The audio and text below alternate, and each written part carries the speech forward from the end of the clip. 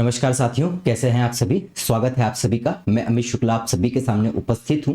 MP polity special में आज हम पढ़ने वाले हैं हाई कोर्ट एंड सब ऑर्डिनेट कोर्ट्स, मतलब उच्च न्यायालय और अधीनस्थ न्यायालय। अब आप किसी भी स्टेट की एग्जाम दे रहे हैं या कोई भी एग्जाम नेशनल लेवल की दे रहे हैं जहां पर पॉलिटी आपके सिलेबस में हो और उच्च न्यायालय एवं सब ऑर्डिनेट कोर्ट्स मतलब हाई कोर्ट और अधीनस्थ न्यायालय आपके सिलेबस में है, तो इस लेक्चर और इसके जो नोट्स आपको हिंदी और इंग्लिश में अलग अलग मिलेंगे टेलीग्राम चैनल पर। इसके अलावा कोई लेक्चर, कोई नोट्स, कोई कोर्स कुछ करने की आवश्यकता नहीं है। इसीलिए मैं एमपी पॉलिटी स्पेशल में भी अगर हाई कोर्ट और सबऑर्डिनेट कोर्ट्स पढ़ा रहा हूं तो अगले लेक्चर में मैं आपको मध्य प्रदेश उच्च न्यायालय से रिलेटेड कार्य करवाऊंगा।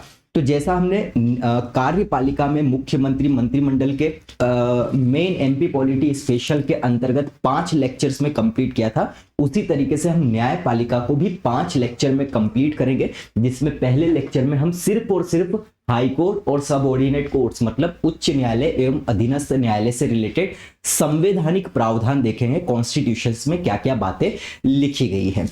क्लियर। अभी मैं इस न्यायपालिका की जो सीरीज है इसमें भी मैं आपको बता दूंगा हम क्या क्या करने वाले हैं। तो आप हमारे सभी सोशल नेटवर्किंग प्लेटफॉर्म पर जरूर जुड़ जाएं, क्योंकि क्लास में लेक्चर में हिंदी और इंग्लिश में ले रहा हूं, टेक्निकल वर्ड्स को यूज कर रहा हूं।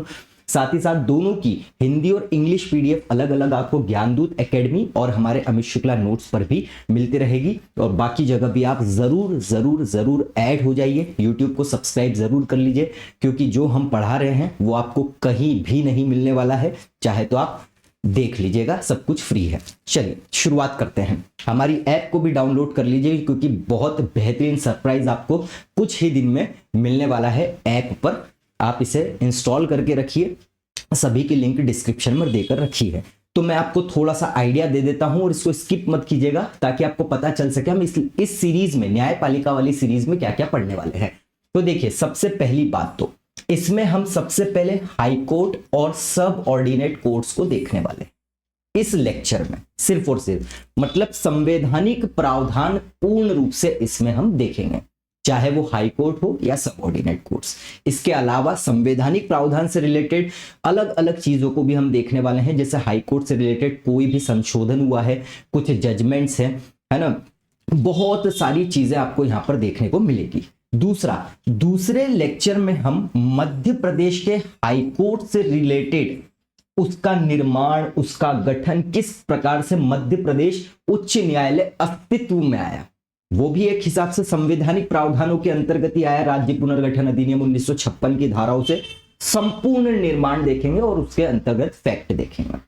तीसरे लेक्चर में हम मध्य प्रदेश के मुख्य न्यायाधीश जो भी है, chief justice of Madhya Pradesh high court है ना, सीजे, इनको देखने वाले हैं। इनसे रिलेटेड संपूर्ण तथ्य जो भी है, कौन किस राज्य का राज्यपाल बना, कार्यवाहक राज्यपाल बना, फलाना ढिमकाना, A to Z। ये थोड़ा सा कठिन होने वाला है, लेकिन इसका बहुत शानदार तरीका मैं आपको बताऊंगा, कभी जीवन में नहीं भूलोगे। एक लेक्चर में हम, जैसा कि मैंने आपको बोला है कि कभी भी हम 2 लेक्चर पढ़ते हैं तो उसको 2 भागों में डिवाइड कर देते हैं। एक तो समझने वाला काम हो जाता है और एक याद करने वाला, दोनों में से प्रश्न आते हैं। ठीक है, जो समझकर केवल जा रहा है, रटने वाला नहीं जा रहा है तो दिक्कत हो जाएगी, केवल रटकर जा रहा है तो समझने वाले में दिक्कत हो जाएगी। इसलिए सब कुछ बैलेंस करके चलना पड़ता है। तो एक लेक्चर में हम मध्य प्रदेश के हाई कोर्ट के जितने भी चीफ जस्टिस हैं उन्हें कोरिलेशन से कंप्लीट कर देंगे A to Z। ठीक है, पूर्ण रूप से, मतलब कुछ करने की आपको आवश्यकता यहां पर नहीं रहेगी, है ना। और इनसे रिलेटेड फैक्ट्स तो मैं आपको यहीं पर बता दूंगा। और एक लास्ट लेक्चर रहेगा जिसमें हम मध्य प्रदेश के अंतर्गत न्यायपालिका से संबंधित अन्य तथ्य देखेंगे, है ना। जैसे राष्ट्रीय विधि विश्वविद्यालय की बात करें, है ना, सिविल अपना विधिक प्राधिकरण है, जिला न्याय अपना ग्राम न्यायालय होता है, लोक अदालतें होती है, संपूर्ण। तो इस तरीके से हम इस सीरीज को कंप्लीट लेकर चलने वाले हैं। तो बेहतरीन तरीके से क्लास में रहें, समझे, शॉर्ट नोट्स बनाए, टेलीग्राम पर जुड़े, सब कुछ आपको मिल जाएगा। तो चलिए शुरुआत करते हैं हम मध्य प्रदेश उच्च न्यायालय से रिलेटेड, या मध्य प्रदेश की बात नहीं कर रहे हैं, उच्च न्यायालय और अधीनस्थ न्यायालय से रिलेटेड ये लेक्चर। जय महाकाल सभी को। चलिए अब समझो, देखिए दो बातें हैं। एक तो हो जाती है कि भैया संबंधित प्रावधान किस धारा में, किस अनुच्छेद में दिया गया है, आर्टिकल में दिया गया है ना, अनुच्छेद लिखेंगे इसको, किस आर्टिकल में दिया है, तो ये रटने वाला काम हो गया। अब एक हो जाता है अंदर की बातों को समझना, तो कौन सी अनुच्छेद में सॉरी कौन से अनुच्छेद में क्या दिया गया है, इस पर आप ज्यादा फोकस मत करना, क्योंकि इससे रिलेटेड भी एक कोरिलेशन का वीडियो मैं आपको ऐप पर दूंगा बहुत ही जल्द। कुछ करने की आवश्यकता नहीं रहेगी, रटा जाएगा। इस लेक्चर में सिर्फ और सिर्फ फोकस रखना समझने पर, कॉन्सेप्ट्स को क्लियर करने पर, बस इतना सा काम करना है इस लेक्चर में। याद व्याद कौन से अनुच्छेद में ये है वो दूसरे लेक्चर में देखेंगे, ये बात दिमाग में घोट कर रख लेना। क्लियर? चले भैया, तो अभी उच्च न्यायालय एवं अधीनस्थ न्यायालय में भी हम फोकस रखेंगे शुरुआत में किस पर, तो शुरुआत में हम फोकस रखने वाले हैं केवल और केवल हाई कोर्ट पर, है ना। सबऑर्डिनेट कोर्ट जो है वो बाद में आता है। तो संविधान के भाग 6 के अंतर्गत अगर हम बात करें, है ना, 22 भाग है, उन 22 भागों में से जो 6th नंबर का पार्ट है उसका चैप्टर नंबर 2 जो है, सॉरी चैप्टर नंबर 5 जो है, उसके अंतर्गत उच्च न्यायालय के प्रावधान दिए गए हैं और अनुच्छेद इसमें है 214 से लेकर 231। सीधा प्रश्न आ सकता है उच्च न्यायालय से संबंधित प्रावधान संविधान के किस भाग में दिया गया है, तो 6वें भाग में दिया गया है। भाग 6 के कौन से अध्याय में दिया गया है, चैप्टर में दिया गया है, तो 5वें में दिया गया है। उच्च न्यायालय से संबंधित अनुच्छेद की एक सीमा जो बोलते हैं ना, वो कहां से कहां तक है, तो 214 से लेकर 231 तक में। ऐसे तो जब सर्वोच्च न्यायालय पढ़ोगे तो भी थोड़े मोड़े उच्च न्यायालय आते हैं, लेकिन उससे अपने को ज्यादा ध्यान नहीं देना है, क्योंकि वो सर्वोच्च न्यायालय में कंप्लीट हो जाएगा। तो ये शुरुआती ही आपके लिए बहुत ज्यादा महत्वपूर्ण है, इसको तो आपको याद करना पड़ेगा, बहुत बेसिक सी बात है। चलिए चलते हैं हम संविधान का अनुच्छेद 214 क्या बोलता है, तो ये बोलता है राज्यों के लिए उच्च न्यायालय, हाई कोर्ट फॉर स्टेट्स। क्या है इसका मतलब, तो संविधान का अनुच्छेद 214 है, इसी के द्वारा किसी राज्य के लिए या प्रत्येक राज्य के लिए एक उच्च न्यायालय क्या किया जाता है, गठित किया जाता है। बहुत ही महत्वपूर्ण है। अब शुरुआती 214 है तो ये तो आप याद कर ही लोगे, बट फिर भी ये प्रश्न आ चुका है संविधान के कौन से अनुच्छेद में प्रत्येक न्यायालय के लिए एक उच्च न्यायालय होगा, तो 214 होगा। शुरुआती है तो आप कर ही लोगे याद, बट मैं अनुच्छेद को अलग से याद करवाऊंगा। तो प्रत्येक राज्यों के लिए एक उच्च न्यायालय होना है, ये संविधान का अनुच्छेद 214 बोलता है। अब इसमें भी कुछ बातें रहती है, वो आगे अंतिम अनुच्छेद में हम देखने वाले हैं। तो प्रत्येक राज्य के लिए एक उच्च न्यायालय होना अनिवार्य है। संघ शासित प्रदेश में कंफ्यूज मत हो जाना, है ना। प्रत्येक राज्य लिखा है तो ये छोटी छोटी सी बातें ही आपके लिए बहुत महत्वपूर्ण हो जाती है। तो रिपीट कर रहा हूं, प्रत्येक राज्य के लिए एक उच्च न्यायालय संविधान का अनुच्छेद 214 कहता है। चलिए, कुछ समझने जैसा नहीं है। अनुच्छेद 215 बोलता है उच्च न्यायालय का अभिलेख न्यायालय होना, बहुत ही महत्वपूर्ण है। अब देखिए यहां पर अभिलेख न्यायालय के हम दो मीनिंग निकाल सकते हैं, या दो मीनिंग इसके निकलते हैं।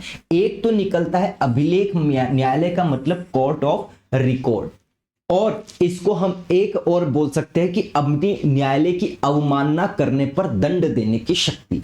दो बात याद रखिएगा कि अभिलेख न्यायालय का क्या मतलब है। फॉर एग्जाम्पल मैं बताता हूं कि अगर मैंने बोला है कि उच्च न्यायालय, हाई कोर्ट एक अभिलेख न्यायालय होगा, इसके मतलब इसके जो भी निर्णय है, आदेश है, सब भी रिकॉर्ड करके लिखित में रखे जाएंगे, ताकि आगे काम हो सके या जरूरत पड़ जाए उन्हें प्रूफ और एविडेंस के रूप में भी यूज किया जा सकता है। तो ये अभिलेख न्यायालय का मतलब होता है। और एक मतलब और होता है कि उच्च न्यायालय की अवमानना करने पर, मतलब कंटेम्प्ट ऑफ कोर्ट जिसको हम बोलते हैं, कि किसी न्यायालय के किसी आदेश के विरुद्ध उसकी अवमानना करना, उसका अपमान करना, ये भी अभिलेख न्यायालय के अंतर्गत आता है। और इसके अंतर्गत उच्च न्यायालय क्या कर सकता है, आपको दंड दे सकता है। लेकिन इसमें बहुत सारे बोल सकते हैं हम एक्सेप्शंस है, अपवाद है, जो हम सर्वोच्च न्यायालय में देखेंगे, क्योंकि सर्वोच्च न्यायालय भी एक अभिलेख न्यायालय है। तो बस दो बातें, क्या बोला मैंने, तो प्रत्येक उच्च न्यायालय एक अभिलेख न्यायालय होगा और इसे अपनी अवमानना के लिए दंड देने का भी अधिकार है। आसान भाषा में समझे तो हर उच्च न्यायालय की कार्रवाई हो गई, फैसले जो है ये क्या रहते हैं, रिकॉर्ड के रूप में रहते हैं और इन्हें कानूनी प्रमाण माना जाता है, लीगल एविडेंस के रूप में माना जाता है। इसके साथ साथ अगर कोई व्यक्ति उच्च न्यायालय का अपमान या अवमानना करता है, जैसे आदेश न मानना या न्यायालय की गरिमा को ठेस पहुंचाना, तो उच्च न्यायालय उसे दंड भी दे सकता है। तो प्रश्न आ सकता है इस प्रकार से, क्या कि एक अभिलेख न्यायालय होने के नाते उच्च न्यायालय को क्या अधिकार है, तो ये दो, बस सीधी सीधी बात याद रखना। नेक्स्ट की बात करते हैं उच्च न्यायालय का गठन। अब कभी भी कंफ्यूज मत होना 214 और 216 में। 214 सीधा सीधा बोलता है प्रत्येक राज्य के लिए एक उच्च न्यायालय होगा, लेकिन 216 में क्या किया जाता है, उच्च न्यायालय का गठन किया जाता है। शुरुआती 214 तो हो सकता है बहुत सारे बच्चे उसको गठन मान ले, लेकिन नहीं, कंफ्यूजन रहता है, आगे कोरिलेशन से याद करवाऊंगा। तो उच्च न्यायालय का गठन होता है अनुच्छेद 216 के तहत। क्या बोलता है, तो देखिए प्रत्येक उच्च न्यायालय में एक चीफ जस्टिस होगा। अगर सीजेआई लिखा है इसका मतलब चीफ जस्टिस ऑफ इंडिया होता है ना। सीजेआई बोल दो या सर्वोच्च न्यायालय का मुख्य न्यायाधीश बोल दो, एक ही बात होता है। सीजे लिखा है मतलब वो किसी ना किसी राज्य का उच्च न्यायालय का सीजे है। तो किसी राज्य की हाई कोर्ट कैसे बनेगी, तो भैया सीधा सा फंडा है, हाई कोर्ट में एक तो होगा चीफ जस्टिस, उस राज्य का मुख्य न्यायाधीश होगा, और ऐसे अन्य न्यायाधीश होंगे, है ना, अदर्स बोल सकते हैं हम, अदर जस्टिस, अदर जजेस बोल सकते हैं, जिनकी नियुक्ति कौन करता है, प्रेसिडेंट करता है। अब ये अन्य न्यायाधीश की संख्या कितनी होगी, तो ये संख्या होगी जितनी आवश्यक समझी जाए। जैसे मध्य प्रदेश उच्च न्यायालय में सॉरी संख्या कितनी है, उच्च न्यायालय के न्यायाधीशों की कुल मिला के 53 हो सकती है। इन 53 में से एक सीजे होगा और 52 अन्य न्यायाधीश होंगे, ठीक है। तो ऐसे ही प्रत्येक राज्य के अंतर्गत या प्रत्येक उच्च न्यायालय में एक चीफ जस्टिस होता है और अन्य न्यायाधीश होते हैं जिनकी नियुक्ति राष्ट्रपति करेगा, और अन्य न्यायाधीश कितने होंगे, जितने आवश्यक माने जाए या आवश्यक जितना जरूरी हो काम के अनुसार। दैट्स ऑल, इतनी सी बात है 216 में, ठीक। नेक्स्ट हम बढ़ते हैं अनुच्छेद 217। ये तो सीधे सीधे से छोटे छोटे हैं, आगे हम बढ़ेंगे, थोड़ा कठिन कठिन आते रहेगा। उच्च न्यायालय के न्यायाधीश की नियुक्ति और पद की शर्तें, मतलब appointment and conditions of the office of a जज ऑफ अ हाई कोर्ट। किस प्रकार से किसी उच्च न्यायालय के न्यायाधीश की नियुक्ति की जाएगी और नियुक्ति करने के बाद उनकी पद की शर्तें क्या क्या रहेंगी, कंडीशंस क्या क्या रहने वाली है। तो देखिए सबसे पहली बात, उच्च न्यायालय के न्यायाधीश की अगर हमको नियुक्ति करना है तो भैया क्या होगा, राष्ट्रपति द्वारा भारत के मुख्य न्यायाधीश से तथा राज्य के राज्यपाल से परामर्श करके की जाएगी। मतलब क्या हो रहा है, ये बहुत ही महत्वपूर्ण बात है, देखो अब। और एक और क्या बोल दिया है कि यहां पर मुख्य न्यायाधीश के अतिरिक्त किसी न्यायाधीश की नियुक्ति करना है। मतलब सबसे पहले तो यहां पर अगर हम ये जो न्यायाधीश लिखा है ना, यहां पर मुख्य न्यायाधीश आएगा, ये बात याद रखना। मतलब कि पहले तो किसी उच्च न्यायालय में चीफ जस्टिस की नियुक्ति होगी ना, सबसे बड़े मुख्य न्यायाधीश की नियुक्ति होगी, उसी के बाद नीचे किसी को नियुक्त किया जा सकता है। जैसे कार्यपालिका के अंतर्गत पहले मुख्यमंत्री की नियुक्ति होती है, उसके बाद अन्य मंत्रियों की नियुक्ति होती है मुख्यमंत्री की सलाह पर।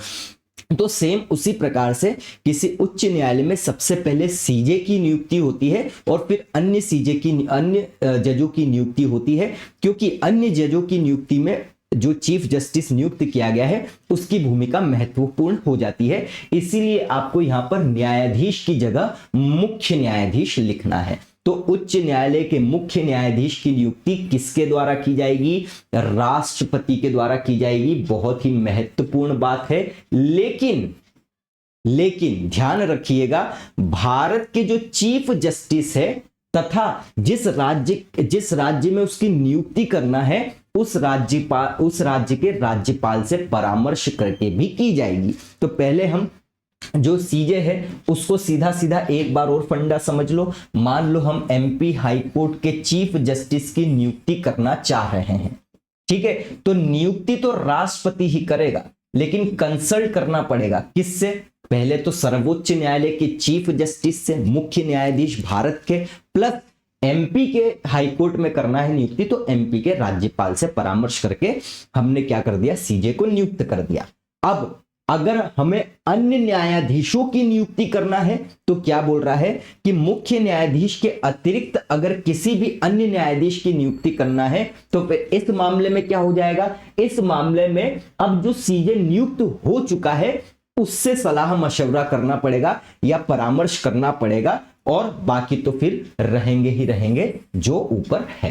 तो नियुक्ति तो यहां पर भी प्रेसिडेंट ही करेगा अन्य न्यायाधीशों की, लेकिन अदर जजेस है ना, लेकिन अब यहां पर परामर्श में सीजे भी आ जाएगा, ठीक है, राज्यपाल भी आ जाएगा और बाकी चीफ जस्टिस भी आ जाएंगे। बस इतनी सी बात यहां पर है अगर किसी उच्च न्यायालय के मुख्य न्यायाधीश और अन्य न्यायाधीश की नियुक्ति करना है तो। क्लियर है बात? सिंपल सा फंडा है, इसलिए कभी भी पढ़ो तो इस प्रकार से आप पढ़ लोगे तो आपके लिए आसान हो जाएगा, ठीक। अब शर्तें क्या है? और यदि वह अपर या कार्यकारी न्यायाधीश के रूप में नियुक्त किया गया है तो वह अनुच्छेद 224 में दिए गए प्रावधानों के अनुसार पद धारण करेगा। मतलब कि एक चीफ जस्टिस तो छोड़ दो, अगर किसी न्यायाधीश को नियुक्त किया गया है, नॉर्मली नियुक्त किया है तो वो तो भैया ठीक है, हो गया, लेकिन अपर और कार्यकारी न्यायाधीश की नियुक्ति का भी प्रावधान दिया गया है हाईकोर्ट के अंतर्गत।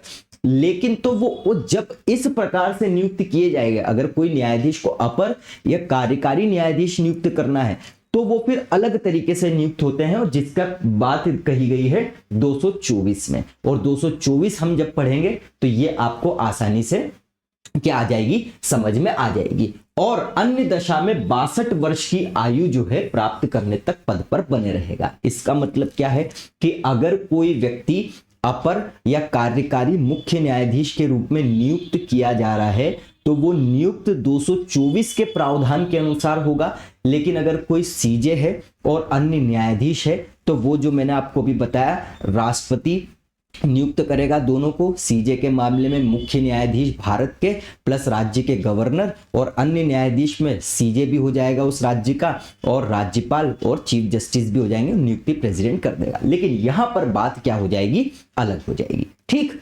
चलिए, कोई न्यायाधीश राष्ट्रपति को संबोधित अपने हस्ताक्षर से लिखित रूप में अपने पद से त्यागपत्र दे सकता है। मतलब नियुक्ति भी कौन कर रहा है? सभी की राष्ट्रपति कर रहा है, तो हटा भी कौन सकता है? राष्ट्रपति सकता है। और अगर किसी को पद छोड़ना है तो वो भी रिजाइन करेगा, तो किसके कहने पर या किसको त्यागपत्र देकर करेगा? तो राष्ट्रपति को ही देकर करेगा। क्लियर है बात? और समझिए क्या बोल रहा है? राष्ट्रपति द्वारा किसी न्यायाधीश को उसके पद से उसी तरह से हटाया जा सकता है जैसा कि अनुच्छेद 124 के खंड 4 में सर्वोच्च न्यायालय के न्यायाधीश को हटाने के लिए प्रावधान किया गया है। मतलब 124, ध्यान से सुनिएगा, ये जो 124(4) है इसमें सर्वोच्च न्यायालय के न्यायाधीश को हटाने की बात कही गई है। तो जो तरीका सर्वोच्च न्यायालय के न्यायाधीश को हटाने का है, सेम उसी तरीके का जो तरीका है वो उच्च न्यायालय के न्यायाधीश को भी हटाने का है, 124(4). तो प्रश्न आ सकता है, इसे हम महाभियोग जैसी प्रक्रिया या लाइक इम्पीचमेंट प्रोसेस भी कहते हैं। सर्वोच्च न्यायालय में अपन देखेंगे, यहां पर बहुत ज्यादा जरूरी नहीं है, हालांकि प्रश्न आ सकता है सीधे सीधे। तो इंपीचमेंट प्रोसेस सर्वोच्च न्यायालय की देखने पर यह बहुत ही आसानी से आपको समझ में आ जाएगा। बात करते हैं किसी न्यायाधीश का पद राष्ट्रपति द्वारा सर्वोच्च न्यायालय के न्यायाधीश के रूप में उसकी नियुक्ति होने पर, या राष्ट्रपति द्वारा भारत के भीतर किसी अन्य न्यायालय में या उच्च न्यायालय में स्थानांतरित करने पर क्या हो जाएगा? रिक्त हो जाएगा। मतलब क्या है कि मान लो एमपी के हाई कोर्ट का कोई जज है, अब वो जज जो है प्रमोट हो गया, सुप्रीम कोर्ट में जज बन गया, या फिर क्या हो गया कि भैया उसको एमपी हाई कोर्ट से गुजरात के हाई कोर्ट में क्या कर दिया गया है, नियुक्त कर दिया गया है। तो फिर ऐसे में क्या होगा, उसका जो एमपी में पद था वो क्या हो जाएगा, रिक्त मान लिया जाएगा, वैकेंट मान लिया जाएगा। इतनी बात क्लियर। अब एक बात और समझना, अन्य दशा में 62 वर्ष की आयु प्राप्त करने तक पद पर बना रहेगा। क्योंकि देखो एक्टिंग की बात कर रहे हैं, अपर की बात कर रहे हैं, तो कोई भी न्यायाधीश जो है ना 62 वर्ष की आयु तक, 62, ये बहुत महत्वपूर्ण बात है, 62 ईयर्स तक की एज में क्या हो सकता है या होता है, रिटायर। पहले 60 वर्ष इसकी आयु थी और अब कितनी कर दी गई है, अब कर दी गई है 62 ईयर। बहुत महत्वपूर्ण बात है ये, है ना। तो 62 वर्ष की आयु तक पद पर बने रहना ये बहुत महत्वपूर्ण है। कौन से संविधान संशोधन द्वारा हुआ है ये भी हम आगे देखेंगे।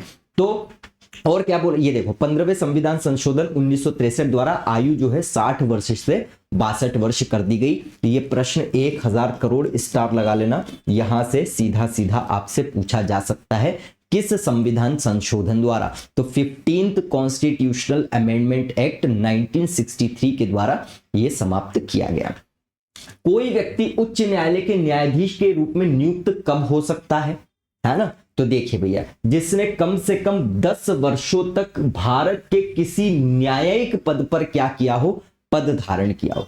न्यायिक पद बहुत विस्तृत पद है, इसीलिए इस अनुच्छेद के नीचे स्पष्टीकरण भी देकर रखा गया है, लेकिन हमारे लिए वो जरूरी नहीं है। ठीक है, हमको पढ़ने की आवश्यकता नहीं है। एडीपीओ वाला कोई पढ़ रहा है तो एडीपीओ के लिए तो भैया संविधान उनको घुटा हुआ होना चाहिए, है ना।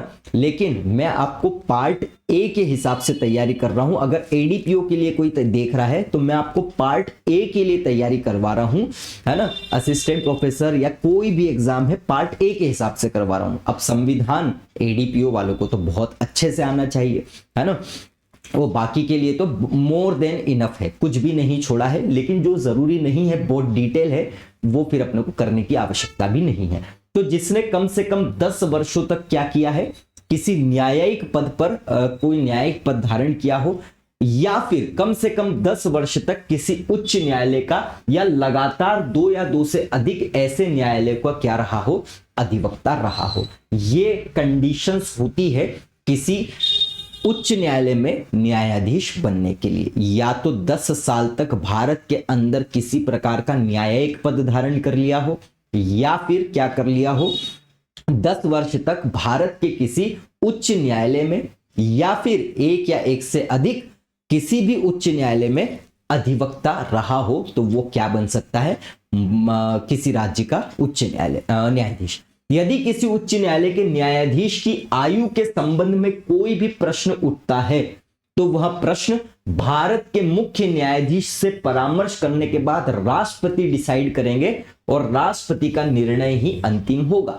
मतलब कि मान लो कोई एक उच्च न्यायालय का न्यायाधीश नियुक्त हो चुका है, अब नियुक्ति के बाद उसकी एज के संबंध में कोई प्रश्न उठ गया कि भैया इसकी तो वास्तविक एज 63 साल थी लेकिन अभी 61 साल दिखा है, ऐसा कुछ पता चलता है, तो अब विनिश्चय करना पड़ेगा, इस पर अंतिम निर्णय लेना पड़ेगा। तो सलाह किससे लेनी पड़ेगी, तो सलाह लेनी पड़ेगी भारत के मुख्य न्यायाधीश से। लेकिन निर्णय कौन करेगा, राष्ट्रपति करेगा, और ये निर्णय जो है अंतिम माना जाएगा, इसके बाद चेंज नहीं किया जा सकता है। तो एक बार हम पूरा का पूरा ये समझ लेते हैं, रिवाइज कर लेते हैं कि उच्च न्यायालय की नियुक्ति किस प्रकार से होगी, है ना। मेरे पीछे पीछे बोलते चलना। सबसे पहले तो किसी उच्च न्यायालय के सीजे को हम नियुक्त करेंगे, राष्ट्रपति ही करेगा। भारत के मुख्य न्यायाधीश प्लस संबंधित राज्य के उच्च जो राज्यपाल है उससे परामर्श करने के बाद फिर उसी उच्च न्यायालय में अगर अन्य न्यायाधीश की नियुक्ति करना है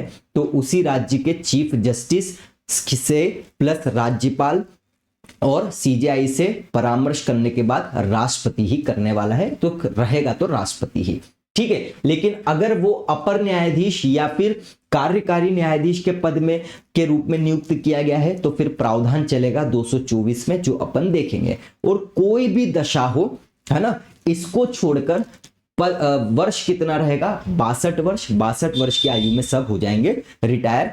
पहले 60 वर्ष थी, 15वें संविधान संशोधन 1963 के द्वारा 60 से 62 कर दी। आगे क्या लिखा है, त्याग पत्र किसको देंगे, राष्ट्रपति को, है ना। और क्या बोला है, अगर हटाना है तो 124 के खंड 4 में जो तरीका दिया गया है उसी तरीके से क्या कर सकते हैं, हटा सकते हैं। किसी न्यायाधीश का पद अगर राष्ट्रपति द्वारा क्या कर दिया जाए, सर्वोच्च न्यायालय में अगर कोई व्यक्ति को प्रमोट कर दिया जाए या किसी और उच्च न्यायालय में ट्रांसफर कर दिया जाए तो वो पद क्या मान लिया जाएगा, वेकेंट मान लिया जाएगा। सिंपल सी बात है ना। और क्या बोल रहा है कि कोई व्यक्ति उच्च न्यायालय के न्यायाधीश, तो एलिजिबिलिटी बोली है 10 साल, तो 10 साल तक क्या रहे, न्यायिक पद धारण करा हो, या फिर 10 साल तक एक उच्च न्यायालय या एक से अधिक उच्च न्यायालय में अधिवक्ता रहा हो, है ना। बस इतनी सी बात है। और अगर प्रश्न से संबंधित, आयु से संबंधित कोई प्रश्न उठता है तो राष्ट्रपति का निर्णय क्या होगा, अंतिम होगा। और परामर्श किससे लेना पड़ेगा, मुख्य न्यायाधीश से, भारत के। ठीक, चल बढ़ते हैं आगे।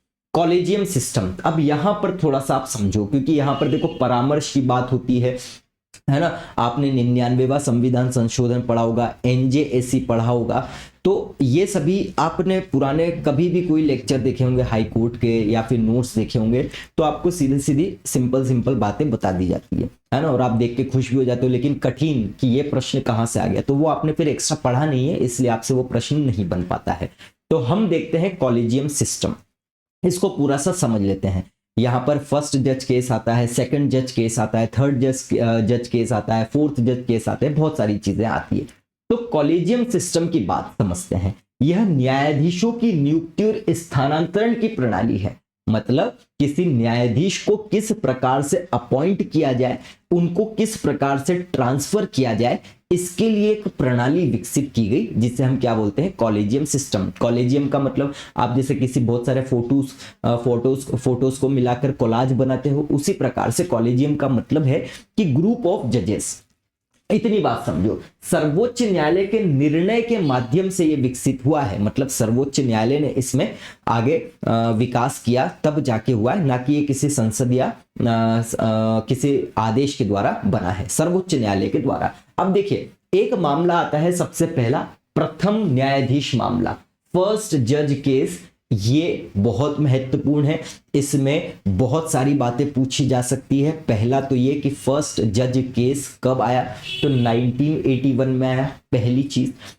दूसरी बात, ये प्रश्न आ सकता है कि इसे अन्य किस नाम से जाना जाता है, तो इसे एसपी गुप्ता मामला भी कहा जाता है। दूसरा प्रश्न ये है। और तीसरा प्रश्न ये आ सकता है कि ये इसमें कहा क्या गया है। तो देखिए, ये फर्स्ट जज केस 1981 एक ऐसा मामला था जिसमें कार्यपालिका को न्यायपालिका पर प्राथमिकता दे दी गई। अब आप समझो कि हमारे संविधान में न्यायपालिका निष्पक्ष होनी चाहिए, उस पर कार्यपालिका का या विधायिका तो चलो खैर रहती है ना, उसका तो हम छोड़ देते हैं। कार्यपालिका का किसी प्रकार से क्या नहीं रहना चाहिए, प्रेशर नहीं रहना चाहिए, या हम बोल सकते हैं उस पर हावी नहीं होना चाहिए। लेकिन फर्स्ट जज केस एक ऐसा मामला था जिसमें कार्यपालिका को प्राथमिकता दे दी गई, किस पर, न्यायपालिका पर। मतलब न्यायपालिका की स्वतंत्रता जो है और निष्पक्षता जो है वो प्रभावित हुई इस मामले से। लेकिन 12 वर्षों तक लगभग ऐसा ही चलता रहा। तो क्या बोलता है ये मामला कि न्यायिक नियुक्ति अगर हो रही है और तबादला अगर हो रहा है, तो भारत के मुख्य न्यायाधीश की जो सिफारिश होती है ना, क्योंकि सिफारिश कौन करता है, भारत का मुख्य न्यायाधीश, तो उसकी सिफारिश को ठोस आधार पर अस्वीकार भी किया जा सकता है। अब मान लीजिए अगर अस्वीकार कर दिया है सिफारिशों को, तो स्वाभाविक सी बात है कि कार्यपालिका क्या हो रही है, हावी हो रही है। तो 12 वर्ष तक ऐसा ही चलता रहा। तो फर्स्ट जज केस में आप सीधा सीधा समझिए, मतलब कि कार्यपालिका को क्या किया गया, न्यायपालिका पर हावी कर दिया। 12 वर्ष बाद जब नींद खुली तो द्वितीय न्यायाधीश मामला आता है, सेकंड जज केस आता है ना, जो 1993 में आया था। इसे supreme court advocates on record association बनाम भारत संघ कहा जाता है। नहीं आएगा प्रश्न, बट क्या पता उड़ते तीर के रूप में हो जाए, तो रीड कर लेना। सेकंड जज केस 1993 में आया। अब यहां से क्या हुआ, जब ये सभी चीजें कार्यपालिका न्यायपालिका पर हावी हो रही है तो कुछ ना कुछ तो ऐसा करना पड़ेगा ना कि न्यायपालिका स्वतंत्र और निष्पक्ष रहे। तो इसी को खत्म करने के लिए सेकंड जज केस आया। क्या बोलता है, सर्वोच्च न्यायालय ने यह तय किया कि न्यायाधीशों की नियुक्ति में संविधान के अनुच्छेद 124 और 217 में प्रयुक्त जो परामर्श पद है, परामर्श शब्द है, उसका अर्थ निश्चित कर दिया गया। बहुत महत्वपूर्ण है क्योंकि यहां पर परामर्श या सिफारिश की जो बात है उसको क्या कर दिया गया है कि ठोस आधार पर अस्वीकार करने की बात कही, लेकिन यहां पर परामर्श जो शब्द है कहां पर 124 और 217, तो 217 जब पढ़ोगे 217 124 भी समझ में आ जाएगा आपको। तो परामर्श का अर्थ क्या निकाल दिया गया कि सीजेआई के नेतृत्व वाले वरिष्ठ न्यायाधीशों के समूह की सामूहिक और प्रधान जो उन्होंने निर्णय लिया है वो होगा, ना कि कार्यपालिका। इसका मतलब क्या है कि परामर्श का मतलब CJI chief justice of India plus उनका जो ग्रुप है वरिष्ठ न्यायाधीशों का, वो जो सलाह दे रहे हैं उसको प्राथमिक माना जाएगा और प्रधान राय माना जाएगा, ना कि कार्यपालिका की राय को प्रधान माना जाएगा। इससे क्या हुआ, कॉलेजियम सिस्टम स्थापित हुआ, कार्यपालिका की प्रधान भूमिका समाप्त हुई और न्यायपालिका की स्वतंत्रता के निर्णायक रूप से क्या कर दिया गया, सुरक्षित किया गया। तो फिर से रिपीट कर रहा हूं, फर्स्ट जज केस में परामर्श शब्द जो है उसको कार्यपालिका के लिए थोड़ा सा हैवी कर दिया गया, मतलब कार्यपालिका निर्णयों को, तबादलों को और नियुक्तियों को प्रभावित कर सकती थी। लेकिन सेकंड जज केस में स्पष्ट तौर पर कह दिया गया कि परामर्श शब्द का मतलब यहां पर सीजेआई और वरिष्ठ जो न्यायाधीश है उनका जो ग्रुप है जो परामर्श देगा और या जो उनकी जो राय रहेगी वो प्रधान होगी, ना कि कार्यपालिका की राय प्रधान होगी। क्लियर बात। चलिए आगे बात करते हैं। थर्ड जज केस ये कब आया, तो 1999 में लगभग 5-6 साल बाद ये निर्णय आया। इसके अनुसार राष्ट्रपति को दिया गया परामर्श बहुसंख्यक न्यायाधीशों का परामर्श माना जाएगा। जैसे मैंने आपको एक बहुत अच्छे से कोरिलेशन से याद करवाया था, आई लव यू 143, है ना। क्या बोला गया है इसमें कि राष्ट्रपति और सर्वोच्च न्यायालय के बीच में संबंध, राष्ट्रपति को अगर लगता है तो वो परामर्श ले सकता है सर्वोच्च न्यायालय से, है ना। तो यहां पर इसीलिए बोला गया है कि राष्ट्रपति को अगर परामर्श दिया जा रहा है तो वह बहुसंख्यक न्यायाधीशों का परामर्श माना जाएगा, केवल सीजेआई का परामर्श नहीं माना जाएगा।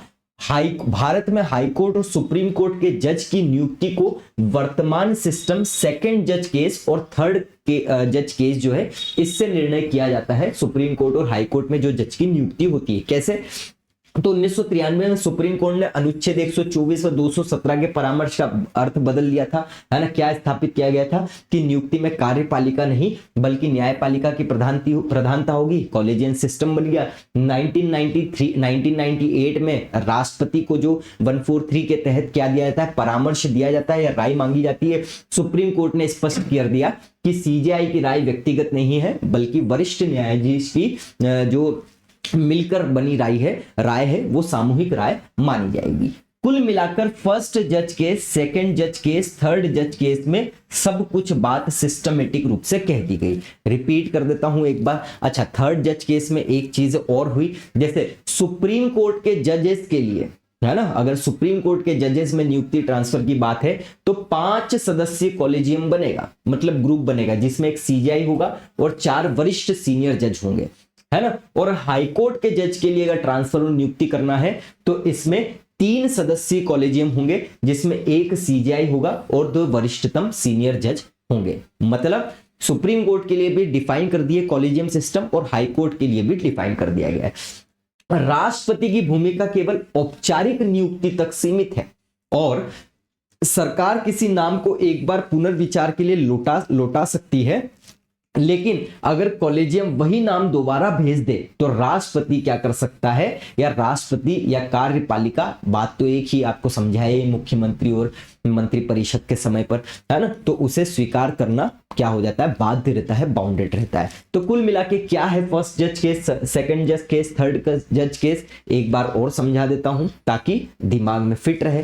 पहला जज केस में क्या था, देखो कॉलेजियम सिस्टम का सीधा सीधा मतलब समझ लो कि ग्रुप ऑफ जजेस। ग्रुप ऑफ जजेस क्यों होना चाहिए, एक तो मुखिया होना चाहिए और एक उसके अंतर्गत होना चाहिए, ताकि किसी न्यायालय में जजों को नियुक्त किया जा सके या उनका ट्रांसफर किया जा सके। अब ये तो बहुत स्वाभाविक सी बात है कि किसी न्यायालय में ट्रांसफर करना है, नियुक्त करना है, तो कोर्ट के ही एक्सपीरियंस जजेस होना चाहिए, ना कि कार्यपालिका संसद में बैठा हुआ कोई व्यक्ति होना चाहिए, या फिर हम बोल सकते हैं कि राष्ट्रपति होना चाहिए, या फिर प्रधानमंत्री होना चाहिए, या मुख्यमंत्री होना चाहिए, इस प्रकार राज्यपाल होना चाहिए। इस प्रकार से हम बात कर रहे हैं, है ना। तो बहुत सीधी सी बात है। इसके लिए एनजेएससी भी लेकर आया गया था, तो उसको भी हम अभी देखेंगे।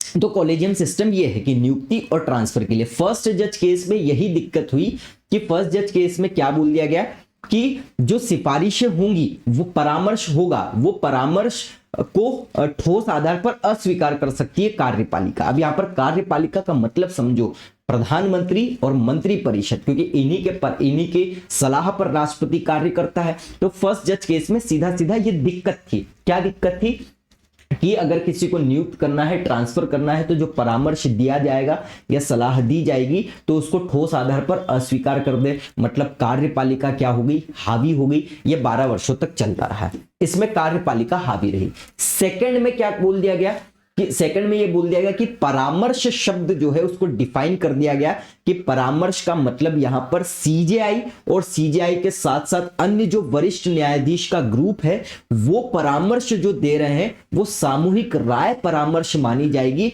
ना कि कार्यपालिका की राय जो है प्राथमिक तौर पर मानी जाएगी। इसका मतलब क्या हो गया, यहां पर कार्यपालिका को नीचे लाया गया और जो कॉलेजियम सिस्टम है उसको हैवी कर दिया गया, निष्पक्ष और स्वतंत्र बनाने के लिए।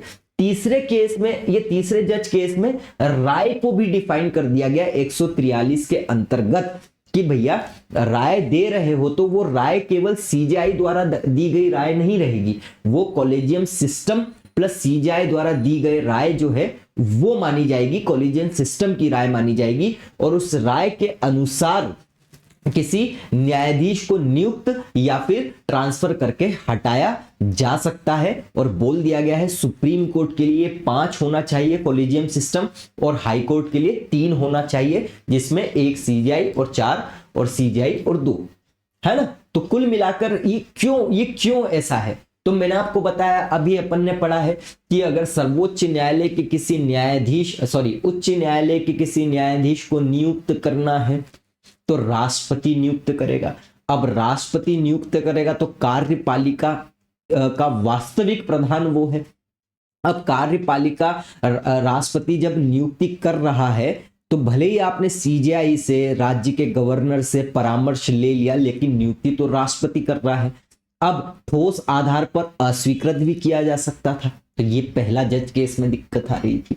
तो दूसरे जज केस में क्या बोल दिया गया कि भैया सर्वोच्च न्यायालय के न्यायाधीश ने जो परामर्श आपने किया है, चाहे ट्रांसफर चाहे नियुक्ति के लिए, तो उसने जो राय दी है वो कॉलेजियम सिस्टम सभी की राय को मिलाकर दी गई है, तो उसकी राय प्राथमिक रहेगी, ना कि राष्ट्रपति की राय प्राथमिक रहेगी। और तीसरे में अगर राष्ट्रपति कोई राय भी मांग रहा है तो वो कॉलेजियम सिस्टम की राय मानी जाएगी, तो बाध्य नहीं किया जा सकता। एक बार अगर वापस भेज दिया नाम, जैसे सर्वोच्च न्यायालय के न्यायाधीश ने किसी को नियुक्त करने के लिए भेजा राष्ट्रपति के पास, राष्ट्रपति ने वापस भेज दिया, लेकिन सेम टू सेम नाम वापस से भेज दिया गया, तो फिर कार्यपालिका को उस पर क्या करना पड़ेगा, बाध्य होना पड़ेगा नियुक्ति के लिए, स्थानांतरण के लिए, या जो भी चीजें हैं। तो ये है कॉलेजियम सिस्टम, ठीक है। और फर्स्ट जज केस, थर्ड जज केस और सेकंड जज केस इस प्रकार से चलता है।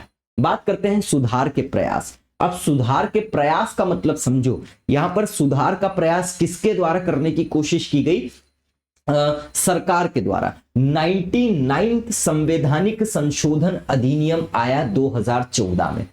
इसके माध्यम से सरकार ने 2014 में न्यायाधीशों की नियुक्ति के तत्कालीन कॉलेजियम सिस्टम को समाप्त करने की घोषणा करी। मतलब अभी तक अपन देख कर आते ना, कॉलेजियम सिस्टम सुप्रीम कोर्ट के लिए 5, हाई कोर्ट के लिए 3, और कॉलेजियम सिस्टम ही हो रहा है, वही सब कुछ करेगा और सब चीजें होंगी, है ना। अभी सब कुछ समझ कर आया अपन। तो सरकार ने क्या किया कि 99वें संविधान संशोधन 2014 के तहत कॉलेजियम प्रणाली को खत्म करने की कोशिश की गई और इसके जगह एक आयोग लाया गया जिसे हम राष्ट्रीय न्यायिक नियुक्ति आयोग, नेशनल जुडिशियल अपॉइंटमेंट कमीशन, जिसे हम एनजेएसी भी कहते हैं, इसको स्थापित कर दिया। अब ये बहुत खतरनाक संशोधन था। क्यों?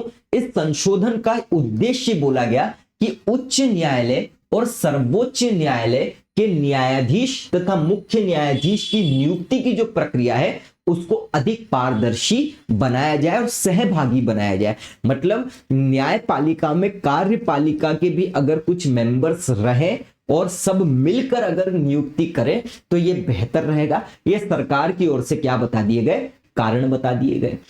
किसके लिए? इस एनजेएसी आयोग को निर्माण करने के लिए। अब क्या हुआ? एनजेएसी की संरचना ऐसी प्रस्तावित की गई थी जिसमें न्यायपालिका, कार्यपालिका और विधायिका, ये सब समझा चुका हूं मैं आपको, तथा पहले के लेक्चर में, तथा नागरिक समाज के प्रतिनिधि शामिल हो। नागरिक समाज के कि कोई एक बहुत ही ज्ञानी न्यायविद है ना, न्याय से संबंधित उसको बहुत नॉलेज है, तो वो भी अगर नागरिक रहेगा तो सब कुछ बढ़िया रहेगा, है ना, ताकि नियुक्ति प्रक्रिया में केवल न्यायपालिका का एकाधिकार न रहे। अब अगर न्यायपालिका का एकाधिकार न्यायपालिका के अंतर्गत नहीं रहेगा तो ये तो बहुत सीधी सी बात है ना कि निष्पक्ष और स्वतंत्र निर्णय किस प्रकार से लिया जाएगा। जहां पर कार्यपालिका न्यायपालिका को दबाने की कोशिश करे, इसका मतलब निर्णय कभी भी ठीक प्रकार से नहीं होंगे। आगे क्या बोल दिया है? किंतु 2015 में सर्वोच्च न्यायालय की संविधान पीठ ने एक निर्णय दिया और इस निर्णय में 99वां संविधान संशोधन अधिनियम भी और एनजेएसी अधिनियम या इस आयोग को क्या कर दिया गया? समाप्त कर दिया गया, यह बोलकर कि यह असंवैधानिक है। मूल ढांचे को क्या करता है? ये वो मूल ढांचे को प्रभावित करता है, इफेक्ट करता है, क्योंकि संविधान में आप संशोधन कर सकते हो लेकिन मूल ढांचा प्रभावित नहीं होना चाहिए। और मूल ढांचे में सर्वोच्च न्यायालय या न्यायपालिका की हम बात करें तो न्यायपालिका स्वतंत्र और निष्पक्ष होनी चाहिए। क्लियर है बात? तो ये घोषित हो, खत्म हो गया।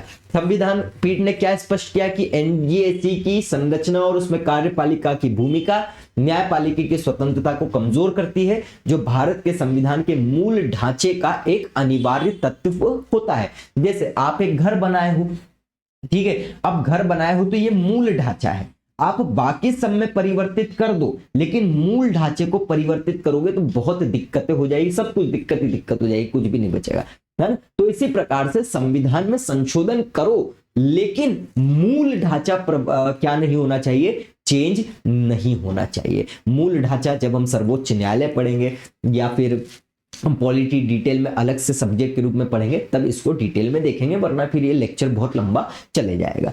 क्लियर है बात? तो यहां तक कॉलेजियम सिस्टम किस प्रकार से बना, क्या क्या उसमें दिक्कत आई, उसमें क्या क्या विकास आया, फिर सरकार की तरफ से अपने अपने तौर पर क्या प्रयास किए गए, ये सभी चीजें देखी। तो याद रखिएगा 2015 में एनजेएसी को समाप्त कर दिया गया और न्यायपालिका स्वतंत्र ही रही। अनुच्छेद 218 की बात करते हैं। सर्वोच्च न्यायालय से संबंधित कुछ उपबंधों का उच्च न्यायालय को लागू होना। इसका मतलब सर्वोच्च न्यायालय के अनुच्छेद के अंतर्गत कुछ अनुच्छेद ऐसे दिए गए हैं या कुछ अनुच्छेद के पार्ट उपखंड या खंड ऐसे दिए गए हैं जो सीधे सीधे कहां पर लागू होंगे? उच्च न्यायालय के लिए भी लागू होंगे। जैसे क्या है? 124 का खंड 4 और खंड 5। अभी मैंने आपको थोड़ी देर पहले बताया था कि जिस प्रकार से सर्वोच्च न्यायालय के न्यायाधीश को हटाया जाता है उसी प्रकार से किसी उच्च न्यायालय के न्यायाधीश को भी हटाया जाएगा, है ना। और कैसे हटाया जाता है सर्वोच्च न्यायालय के न्यायाधीश को? तो 124(4) में स्पष्ट तौर पर बात कही गई है, 5 में भी थोड़ी बहुत बात कही गई है। तो जब सेम तरीका उच्च न्यायालय के न्यायाधीश के लिए भी है तो इसीलिए यह अनुच्छेद आया है कि वही चीज जो है या वही अनुच्छेद एज इट इज इनके लिए भी लागू होगा। तो 124 और 124 का 4 और 5 सीधे सीधे उच्च न्यायालय के न्यायाधीशों के लिए भी लागू होगा। और ये किससे रिलेटेड है? तो ये रिलेटेड है किस प्रकार से हटाया जा सकता है। तो आसान भाषा में उच्च न्यायालय के न्यायाधीश को हटाने का आधार, प्रक्रिया और जांच वही है जो उच्चतम न्यायालय के न्यायाधीश के लिए अनुच्छेद 124 4 और 5 में दी गई है। तो सेम है, इसलिए ऐसा बोल दिया गया। क्लियर। बात करते हैं न्यायाधीश जांच अधिनियम। एक अधिनियम लाया गया था 1968 में, यह प्रश्न आपसे पूछा जा सकता है। तो इसके तहत उच्च न्यायालय के न्यायाधीश को महाभियोग की प्रक्रिया द्वारा हटाने के लिए निम्नलिखित नियम है। जैसे राष्ट्रपति को हटाना है तो भी इंपीचमेंट प्रोसेस होती है, महाभियोग प्रक्रिया होती है। अगर सर्वोच्च न्यायालय के न्यायाधीश को भी हटाना है तो उसे भी हम महाभियोग प्रक्रिया ही बोलते हैं, लेकिन वो महाभियोग जैसी प्रक्रिया कहलाती है, लाइक इंपीचमेंट प्रोसेस। तो महाभियोग में कंफ्यूज नहीं होना है। महाभियोग का मतलब कि हटाने की प्रक्रिया। तो महाभियोग की प्रक्रिया चलती है, लंबी चलती है, देखेंगे बाद में अपन इसको। तो ये बोल दिया गया है कि अगर किसी न्यायाधीश को हटाना है उच्च न्यायालय के, तो प्रक्रिया तो छोड़ो, अगर हटाना है तो इस न्यायाधीश जांच अधिनियम 1968 में बातें बताई गई है कि क्या क्या नियम होंगे। पहली बात तो क्या है, 100 सदस्य या तो लोकसभा के या फिर 50 सदस्य राज्यसभा के एक प्रस्ताव पारित कर दे, है ना, अध्यक्ष और सभापति को सौंप दे। या तो 100 सदस्य लोकसभा के या फिर 50 सदस्य राज्यसभा के, दोनों में से कोई भी क्या बोल दे, अध्यक्ष को सभापति को। अध्यक्ष के संबंध मतलब लोकसभा, सभापति का संबंध मतलब राज्यसभा। अगर सौंप देते हैं प्रस्ताव कि यार संबंधित व्यक्ति को महाभियोग के संबंध में हटाना है, तो महाभियोग की प्रक्रिया शुरू करने के लिए ये सब चीजें होनी चाहिए। तो प्रस्ताव हो गया। आगे क्या बोल दिया गया है, अध्यक्ष या सभापति, डिपेंड करता है लोकसभा में या राज्यसभा में, प्रस्ताव को या तो स्वीकार कर दे या अस्वीकृत कर दे, तो आगे बात ही खत्म हो जाएगी। लेकिन अगर आगे बढ़ती है बात, तो यदि प्रस्ताव स्वीकृत होता है तो अध्यक्ष और सभापति, अध्यक्ष या सभापति आरोपों की जांच करेगा और उस जांच के लिए 3 सदस्यीय समिति गठित करेगा भैया कि क्या ये मामला सही है। कौन कौन होना चाहिए, उच्चतम न्यायालय का कोई उच्चतम न्यायालय का मुख्य न्यायाधीश या फिर कोई जज हो, उच्च न्यायालय का मुख्य न्यायाधीश हो और एक प्रख्यात न्यायविद होना चाहिए। मतलब एमपी हाईकोर्ट के किसी जज को हटाना है तो समिति बन जाएगी, है ना, समिति बन जाएगी। तो समिति के लिए भी बहुत सारी चीजें होनी चाहिए। अब यदि ये समिति पाले कि भैया न्यायाधीश कदाचार का दोषी है, तो क्या हो जाएगा, आयोग तो सदन प्रस्ताव पारित पर क्या कर सकती है, विचार करेगी। सदन का मतलब हाउस। संसद के दोनों सदनों द्वारा विशेष बहुमत से प्रस्ताव पारित हो जाता है तो न्यायाधीश को हटाने के लिए राष्ट्रपति के पास भेजा जाएगा और राष्ट्रपति क्या कर देगा, आदेश पारित कर देगा। और इस प्रकार से उच्च न्यायालय के न्यायाधीश पद महाभियोग की प्रक्रिया उच्चतम न्यायालय के न्यायाधीश के समान ही है। यही इंपीचमेंट प्रोसेस होती है, सीधी सीधी। तो समझने की कोशिश करो, है ना। इसको एक एग्जांपल से और समझ लो।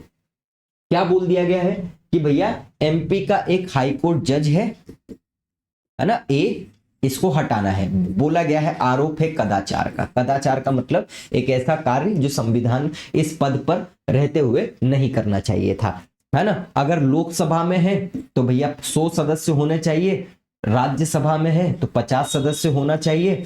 अगर यहां है तो अध्यक्ष को देंगे वो प्रस्ताव और यहां है तो सभापति को देंगे प्रस्ताव। बाकी सब बातें सेम ही रहेगी। तो हम मान लेते हैं कि 100 सदस्य ने दिया, प्रस्ताव हुआ। अब अध्यक्ष, हम इसको छोड़ दे रहे हैं, अध्यक्ष क्या करेगा, एक समिति गठित करेगा जांच के लिए। कौन कौन होगा, सर्वोच्च न्यायालय का मुख्य न्यायाधीश या तो कोई न्यायाधीश, एमपी हाई कोर्ट का चीफ जस्टिस हो जाएगा क्योंकि संबंधित बात है ना, और एक प्रख्यात न्यायविद हो जाएगा जिसको न्याय से संबंधित नॉलेज है। अब वो क्या करेगा भैया, ये सब जांच करेंगे। जांच करने के बाद कदाचार पर दोषी पाया गया तो फिर प्रस्ताव पारित करने पर विचार किया जाएगा। प्रस्ताव पारित कैसे होगा, संसद में बातें होंगी, संसद पर बहस चलेगी और फिर क्या होगा, अगर संसद के दोनों सदन विशेष बहुमत से प्रस्ताव को पारित कर देते हैं तो पारित करने के बाद राष्ट्रपति के पास जाएगा और राष्ट्रपति उस पर साइन कर देते हैं तो फिर उसको क्या कर दिया जाएगा, हटा दिया जाएगा। आज तक ऐसा नहीं हुआ है, ये बात भी आपको ध्यान रखना है। हालांकि महाभियोग चला दिए गए हैं लेकिन हटाया किसी को भी नहीं गया है। यही प्रोसेस इम्पीचमेंट प्रोसेस कहलाती है ना। एक साधारण बहुमत होता है, एक विशेष बहुमत होता है। चलिए, तो ये साधारण विशेष बहुमत विधानसभा के लेक्चर में आप देख लीजिएगा, बहुत ही शानदार तरीके से पढ़ाया है। मैं आपको पहले भी समझाया हूं कि जिस लेक्चर में जैसी जरूरत है उतना ही अपन डिफाइन करेंगे, वरना अगर विधानसभा में समझाई गई बात यहां पर भी बहुत डिटेल में समझाऊंगा तो ये लेक्चर 1 घंटे की जगह 2 घंटे हो जाएगा, है ना। संबंधित लेक्चर, संबंधित पॉइंट के लिए संबंधित लेक्चर ही आपको देखना पड़ेगा।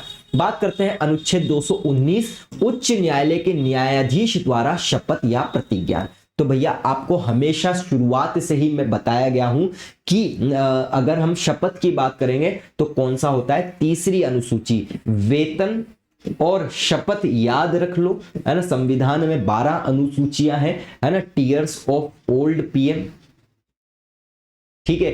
ई का मतलब क्या है, एमोलमेंट्स मतलब वेतन भत्ते। ए का मतलब क्या है, अफर्मेशन। शपथ हमेशा तीसरी सूची अनुसूची के अनुसार ही ली जाती है ना।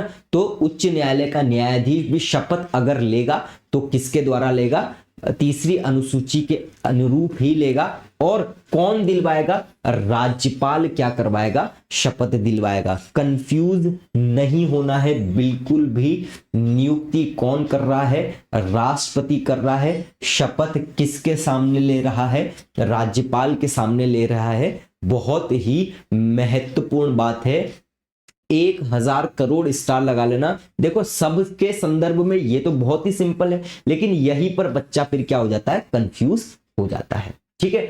स्थायी न्यायाधीश न रहने के पश्चात विधि व्यवसाय पर निर्बंधन। इसका मतलब क्या है कि कोई न्यायाधीश अपने पद पर नहीं रहा, मतलब रिटायर हो गया, तो रिटायर होने के बाद किसी भी विधि व्यवसाय मतलब लॉ से रिलेटेड कोई भी व्यवसाय नहीं कर सकता है, कुछ शर्तों के साथ। जैसे अगर कोई व्यक्ति जिसने उच्च न्यायालय के स्थायी न्यायाधीश के पद के रूप में धारण किया है तो वो केवल और केवल उच्चतम न्यायालय या अन्य उच्च न्यायालय के सिवाय भारत के किसी भी न्यायालय या किसी प्राधिकारी के समक्ष अधिवक्ता के रूप में कार्य नहीं कर सकता है। इसको एक एग्जांपल से समझो, है ना। जैसे भारत का जैसे मध्य प्रदेश का एक हाई कोर्ट है ना। अब ये जज है, अब ये जज जो है न्यायिक पद पर नहीं रहा है या न्यायाधीश नहीं रहा है, तो स्वाभाविक सी बात ऐसी बोल दी गई है कि ये दूसरे हाई कोर्ट में तो किसी भी तरह का क्या कर सकता है, विधि व्यवसाय के रूप में कार्य कर सकता है, क्योंकि कार्यकारी, अपर, और सेवानिवृत्त न्यायाधीशों का भी प्रावधान है, तो रिटायरमेंट के बाद में भी की जा सकता है। तो हाई कोर्ट समान लेवल पर है इसलिए किया जा सकता है। उच्चतम न्यायालय क्यों बोला है, क्योंकि उच्चतम न्यायालय बड़ा है तो यहां पर भी कर सकता है, लेकिन किसी ट्राइब्यूनल के सामने या कहीं भी और निचली अदालतों में वो विधि व्यवसाय नहीं कर सकता है या अधिवक्ता के रूप में कार्य नहीं कर सकता है। बस इतनी सी बात बोली गई है, क्लियर। न्यायाधीश का वेतन आदि बहुत महत्वपूर्ण बात है ना, कि अगर कोई न्यायाधीश बना है तो उसकी सैलरीज कैसे होगी और अन्य जैसे वेतन भत्ते और बहुत सारी चीजें। तो क्या बोल दिया गया है, उच्च न्यायालय के न्यायाधीश का वेतन संसद निर्धारित करेगी। सीधा प्रश्न आता है ना, दोनों में कंफ्यूज नहीं होना है। उच्च न्यायालय के न्यायाधीश का वेतन संसद निर्धारित करती है, लेकिन जब तक निर्धारित न करे तब तक दूसरी अनुसूची। तो वेतन के लिए मैंने आपको क्या बताया, एमेलमेंट्स, ए, ई और ए याद रखो आप, तो दूसरा और तीसरा। तो संसद निर्धारित करेगी कानून बनाकर, लेकिन जब तक ऐसा कानून ना बने तब तक द्वितीय अनुसूची के अनुसार ही इनको क्या मिलेगा, वेतन भत्ता। उच्च न्यायालय के न्यायाधीश को मिलने वाले भत्ते हो गए, अवकाश हो गए, अनुपस्थिति की छुट्टी, पेंशन, ये सब या तो संसद द्वारा बनाए गए कानून से तय होगा, और जब तक नहीं बनाया जाता तब तक राष्ट्रपति द्वारा बनाए गए नियमों से ही ये चलने वाला है। तो वेतन भत्ते, वेतन की बात करें, सैलरी की बात करें तो कौन, संसद, जब तक ना दूसरी अनुसूची। लेकिन अगर छुट्टी की बात हो रही है, अनुपस्थिति की छुट्टी की बात हो रही है, भत्तों की बात हो रही है, वेजेस की बात हो रही है ना, पेंशन की बात हो रही है कि रिटायरमेंट के बाद कितनी पेंशन मिलेगी, तो यहां पर यह बोल दिया गया है कि इससे रिलेटेड भी नियम संसद ही बनाएगी। लेकिन जब तक ऐसा नहीं होता है तब तक राष्ट्रपति द्वारा जो नियम बनाए गए हैं उसके अनुसार इनको क्या मिलेगा, पेंशन और आगे की सभी चीजें मिलने वाली है, महत्वपूर्ण। तो वेतन के लिए दूसरी अनुसूची और बाकी सभी चीजों के लिए राष्ट्रपति द्वारा बनाए गए नियम के अनुसार। क्लियर। लेकिन नियम बनाने का अधिकार किसको है? संसद को है। लेकिन जब तक ना हो तब तक ये अपने को ध्यान रखना है। न्यायाधीश की नियुक्ति के बाद उसके वेतन, भत्ते, अवकाश या पेंशन किसी भी प्रकार से कम नहीं किए जा सकते। मतलब जिस समय पर उसकी नियुक्ति के समय जो भी डिफाइन कर दिए गए थे रूल की इतना मिलेगा, तो उससे कम अलाभकारी परिवर्तन नहीं किया जा सकता, बढ़ाया जा सकता है। ठीक है। किसी न्यायाधीश का एक उच्च न्यायालय से दूसरे उच्च न्यायालय का अंतरण, ध्यान रखिएगा, बहुत महत्वपूर्ण है। ये सभी अनुच्छेद की, इस अनुच्छेद में क्या दिया है, इस अनुच्छेद में क्या दिया है, तो ये सभी अनुच्छेद किस अनुच्छेद में क्या दिया है अलग से कोरिलेशन से पढ़ेंगे। राष्ट्रपति किसी उच्च न्यायालय के न्यायाधीश का एक उच्च न्यायालय से दूसरे उच्च न्यायालय में क्या कर सकता है? ट्रांसफर कर सकता है। सीधा प्रश्न आ सकता है, मतलब एमपी हाई कोर्ट का जो कोई जज है उसे गुजरात हाई कोर्ट में क्या किया जा सकता है? ट्रांसफर किया जा सकता है। करेगा कौन? प्रेसिडेंट करेगा। बहुत महत्वपूर्ण बात है। यदि किसी न्यायाधीश का मान लीजिए इस प्रकार से क्या कर दिया गया है? ट्रांसफर कर दिया गया है, तो उसका जो यात्रा भत्ता है ना, अलाउंस है, या फिर अन्य आवश्यक सुविधाएं हैं, ये कैसे तय होगी? तो संसद बनाएगी इस पर कानून। लेकिन जब तक ना बनाए कानून तब तक यहां पर भी राष्ट्रपति द्वारा बनाए गए नियम से ही मामले चलेंगे। क्लियर? कितनी सिंपल सी बात है। आगे बात करते हैं। कार्यकारी मुख्य न्यायमूर्ति की नियुक्ति 1000 करोड़ स्टार लगा लेना, कंफ्यूज मत होना। कार्यकारी का मतलब क्या है? Appointment of acting chief justice. बहुत सारे हो सकते हैं कार्यकारी का मतलब, है ना। तो देखो फॉर एग्जांपल एमपी, यहां पर मुख्य न्यायमूर्ति की बात हो रही है। एमपी के हाई कोर्ट का एक चीफ जस्टिस है ना। अब मान लो वर्तमान में, है ना, हम एज्यूम कर रहे हैं, वास्तविकता में ऐसा नहीं हो, हम तो यही कामना कर रहे हैं, या कोई भी हम विजुअल कोई हाई कोर्ट मान लेते हैं कि फलाना ढिमकाना कोई हाई कोर्ट है, ठीक है, वहां का एक चीफ जस्टिस है, कौन सी पता नहीं, ठीक है। तो चीफ जस्टिस या तो क्या हो सकता है? अनुपस्थित हो सकता है किसी कारण से, या किसी कारण से उसका पद रिक्त हो सकता है, सुप्रीम कोर्ट चला जाए, है ना, या फिर क्या हो जाए? बीमारी के कारण अपने पद के कर्तव्यों का पालन नहीं कर पा रहा है, या फिर मृत्यु ही हो जाए। तो कोई भी कारण से अगर चीफ जस्टिस अपने पद का पालन नहीं कर पा रहा है, तो ऐसी स्थिति में राष्ट्रपति क्या करेगा? सेम हाई कोर्ट के किसी वरिष्ठ न्यायाधीश को, क्या ध्यान रखना, किसी वरिष्ठ न्यायाधीश को कार्यकारी मुख्य न्यायाधीश के पद पर क्या कर सकता है? नियुक्त कर सकता है। अब वो कार्यकारी मुख्य न्यायाधीश उस पद पर कब तक बना रहेगा? जब तक कि जो सीजे काम नहीं कर पा रहा था वो आ ना जाए, या फिर ऐसी स्थिति की आ ही नहीं सकता है, तो जब तक कोई परमानेंट ना आ जाए तब तक वो कार्यकारी मुख्य न्यायाधीश के रूप में कार्य करेगा और फिर अपने आप हट जाएगा और अपने जो न्यायाधीश का पद है वो संभाल लेगा। क्लियर है? बस इतनी सी बात है। बात करते हैं 224 अपर और कार्यकारी न्यायाधीशों की नियुक्ति। अब देखो यहां पर कार्यकारी मुख्य न्यायमूर्ति की बात कही गई है, यहां पर भी कार्यकारी आ रहा है, लेकिन यहां पर जो बाकी सीजे के अलावा न्यायाधीश है उनके एक्टिंग न्यायाधीश के रूप की बात कर रहे हैं। तो 224 में दो प्रकार के जजों की नियुक्ति होती है। एक होता है क्या? एडिशनल या फिर अपर न्यायाधीश। बहुत महत्वपूर्ण है, समझो, पूछा जाता है सीधा सीधा कारण। आजकल कोई भी एग्जाम में कारण में से प्रश्न निकाले जा रहे हैं, तथ्य तो आते ही आते हैं, इसलिए बैलेंस कर कर पढ़ना बहुत जरूरी है। तो देखिए एडिशनल जज या अपर न्यायाधीश क्या है, तो क्या बोलता है कि अगर किसी उच्च न्यायालय में काम अचानक बढ़ जाए, अब देखो कभी भी काम अचानक तो नहीं बढ़ता है, लेकिन मान लिया जाता है ऐसा कि बहुत अधिक काम का क्या हो गया है, प्रेशर आ गया है, या बहुत केसेस बढ़ गए हैं, मामलों का बोझ बढ़ गया है संबंधित कोर्ट में, तो क्या होगा? राष्ट्रपति ही क्या करेगा? एडिशनल जजेस को नियुक्त करेगा। बहुत महत्वपूर्ण है। कारण सीधा सीधा एडिशनल या अपर न्यायाधीश के लिए ध्यान रखना है। क्या कारण है? पहली चीज तो काम बहुत ज्यादा हो उस न्यायालय में, बढ़ जाए, या मामले मैटर बहुत ज्यादा बढ़ जाए, मैटर का मतलब केसेस बहुत ज्यादा हो जाए, तो बोझ को कम करने के लिए राष्ट्रपति वहां पर एडिशनल या अपर न्यायाधीश को नियुक्त कर सकता है। लेकिन यहां पर प्रश्न आएगा अधिकतम कितने समय तक नियुक्त कर सकता है, तो 2 साल तक ही नियुक्त कर सकता है, इससे अधिक कोई अपर न्यायाधीश नियुक्त नहीं हो सकता है। ये याद रखिएगा, बहुत महत्वपूर्ण बात है। सीधा प्रश्न यही पूछेगा कि किसी एडिशनल न्यायाधीश या अपर न्यायाधीश को अधिकतम कितने साल के लिए नियुक्त किया जा सकता है, 2 साल के लिए। कारण आपको बता ही दिया। एक क्या हो रहा है, कार्यकारी न्यायाधीश, तो वो मैंने आपको मुख्य न्यायाधीश में बताया था। अब यहां पर भी यह है कि यदि मुख्य न्यायाधीश को छोड़कर कोई भी हाई कोर्ट का जज, मुख्य न्यायाधीश में जो सेम कंडीशन, जो कंडीशन है वही सेम कंडीशन बाकी न्यायाधीश के लिए भी चल रही है, किसी कारण से अपने कर्तव्य को नहीं निभा पा रहा है या अस्थायी रूप से कार्य नहीं कर पा रहा है या पद ही खाली हो गया है किसी भी कारण से, तो भैया कोई ऐसे न्यायाधीश को क्या है, योग्य व्यक्ति को कार्यकारी नियुक्त कर देंगे। कौन? राष्ट्रपति। और कब तक करेंगे? जब तक कि वो न्यायाधीश वापस नहीं आए। सिंपल सी बात है। एक्टिंग न्यायाधीश और एक्टिंग चीफ जस्टिस में कोई अंतर नहीं है ना, मतलब अंतर है लेकिन उधर सीजे और इधर ये है। एडिशनल जज या एक्टिंग जज 62 वर्ष की आयु के बाद पद पर नहीं रह सकता।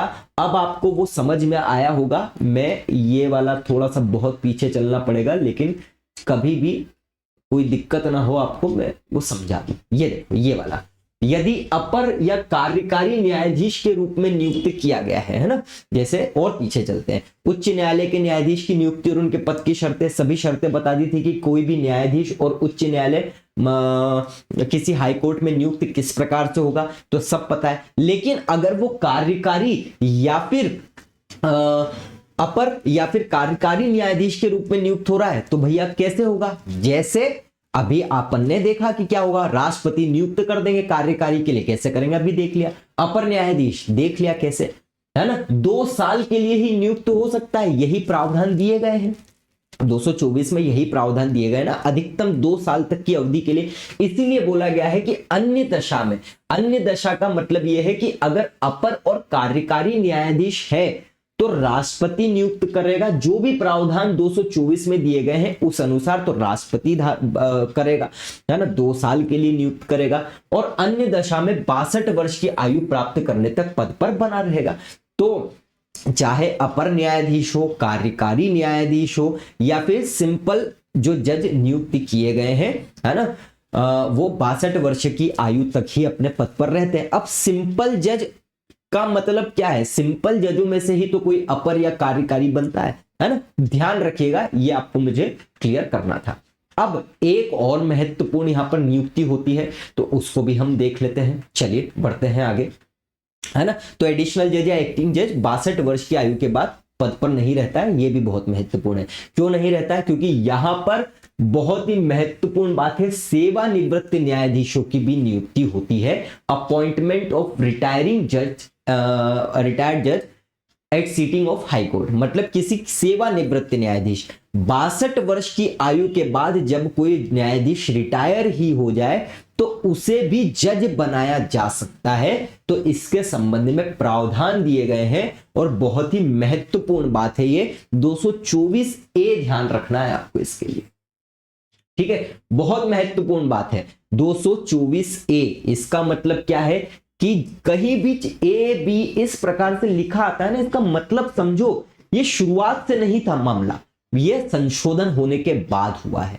तो 224 ए में हमको, जैसे हमने फर्स्ट जज केस, सेकंड जज केस, थर्ड जज केस समझा है, उसी प्रकार से यहां पर भी कुछ बातें समझनी पड़ेगी और यहां पर हम करंट का हल्का सा तड़का भी लगाएंगे। तो देखिए, 15वें संविधान संशोधन 1963 के द्वारा क्या प्रावधान किया गया था कि मुख्य न्यायाधीश किसी राज्य के उच्च न्यायालय की आवश्यकता को देखते हुए राष्ट्रपति की पूर्व सहमति से, है ना, किसी ऐसे व्यक्ति को जो पहले उसी उच्च न्यायालय या किसी अन्य उच्च न्यायालय का न्यायाधीश रहा है, तो उस व्यक्ति से ऐसा अनुरोध किया जा सकता है कि वह उस राज्य के उच्च न्यायालय में बैठकर और कार्य करके न्यायाधीश की भूमिका निभाए। यह 15वें संशोधन से हुआ, है ना। जब वह व्यक्ति न्यायाधीश के रूप में बैठकर कार्य करता है तो उसे भत्ते कैसे मिलेंगे? अब देखो, सैलरी तो नहीं मिलेगी ना, कार्य सेवानिवृत्त न्यायाधीश है तो सेवानिवृत्त हो गया, पेंशन तो चलो अलग से मिलना ही मिल रहा है, लेकिन जब तक वो काम करेगा तब तक उसको अलाउंसेस किस प्रकार से मिलेंगे? तो राष्ट्रपति तय करेगा आदेश के द्वारा कि इन्हें कैसे इन न्यायाधीश को कैसे अधिकार प्राप्त होंगे। उसे उस उच्च न्यायालय के अधिकार, शक्ति, विशेष अधिकार सब प्राप्त होंगे, लेकिन उच्च न्यायालय का न्यायाधीश नहीं माना जाता है उसको। समझा रहा हूं भी। और क्या बोल रहा है, कोई भी ऐसा सेवानिवृत्त न्यायाधीश तब तक बैठकर काम करने के लिए बाध्य नहीं होगा जब तक कि वह स्वयं सहमति ना दे दे। तो कंसेंट तो जरूरी है।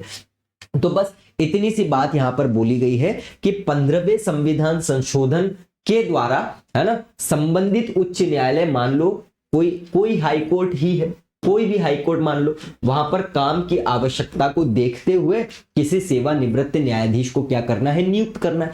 कौन करेगा नियुक्त? राष्ट्रपति करेगा।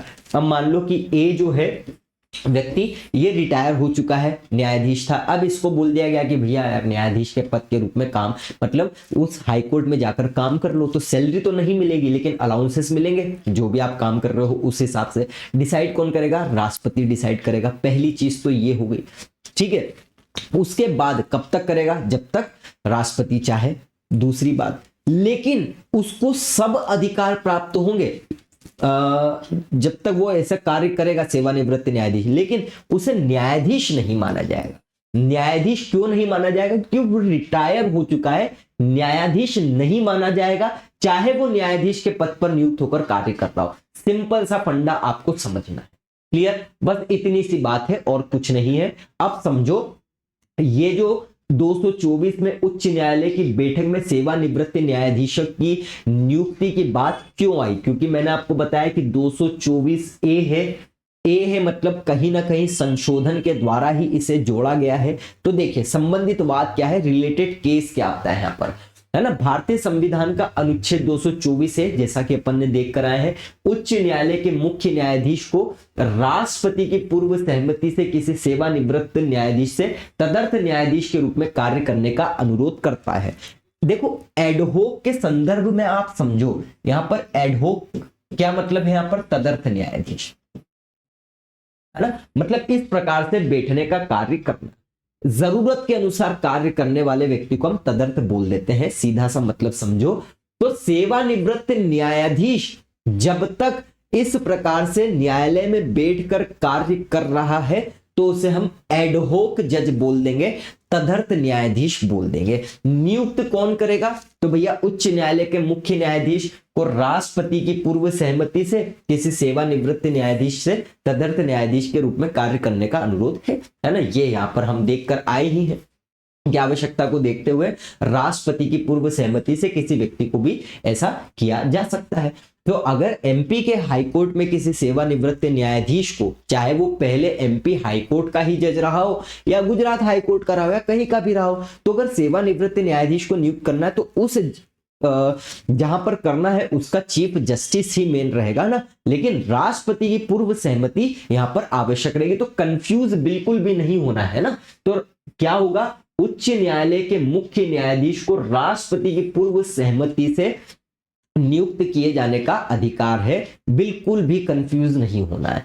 अब क्या बोल रहा है? तो लोक प्रहरी through it's general secretary SN. Shukla, है ना, ये आईएएस थे, रिटायर हो गए, है ना, बनाम भारत संघ, रिटायर हो गए क्या, तब भी रिटायर ही थे, बनाम भारत संघ। ये एक मामला था।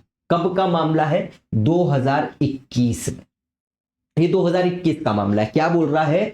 लोक प्रहरी through it's general secretary SN. Shukla versus union of India, 2021 का मामला। इस मामले में सर्वोच्च न्यायालय ने यह स्पष्ट किया कि उच्च न्यायालय में तदर्थ न्यायाधीशों की नियुक्तियां, मतलब तदर्थ न्यायाधीश, यहां पर हम सेवानिवृत्त न्यायाधीश की बात कर रहे हैं, कि नियुक्ति केवल असाधारण परिस्थितियों में की जानी चाहिए। और ऐसी परिस्थितियों की पहचान करते हुए न्यायालय ने कहा कि तदर्थ नियुक्ति आवश्यक मानी जा सकती है। कब? मतलब इस मामले में कुछ बातें डिफाइन कर दी गई कि केवल आवश्यक मामले में ही आप तदर्थ न्यायाधीश को नियुक्त करो, हर किसी में नहीं। ठीक है, तो कुछ बातें इसमें कही जिसको बाद में चेंज भी किया गया, अभी अभी देखते हैं क्या।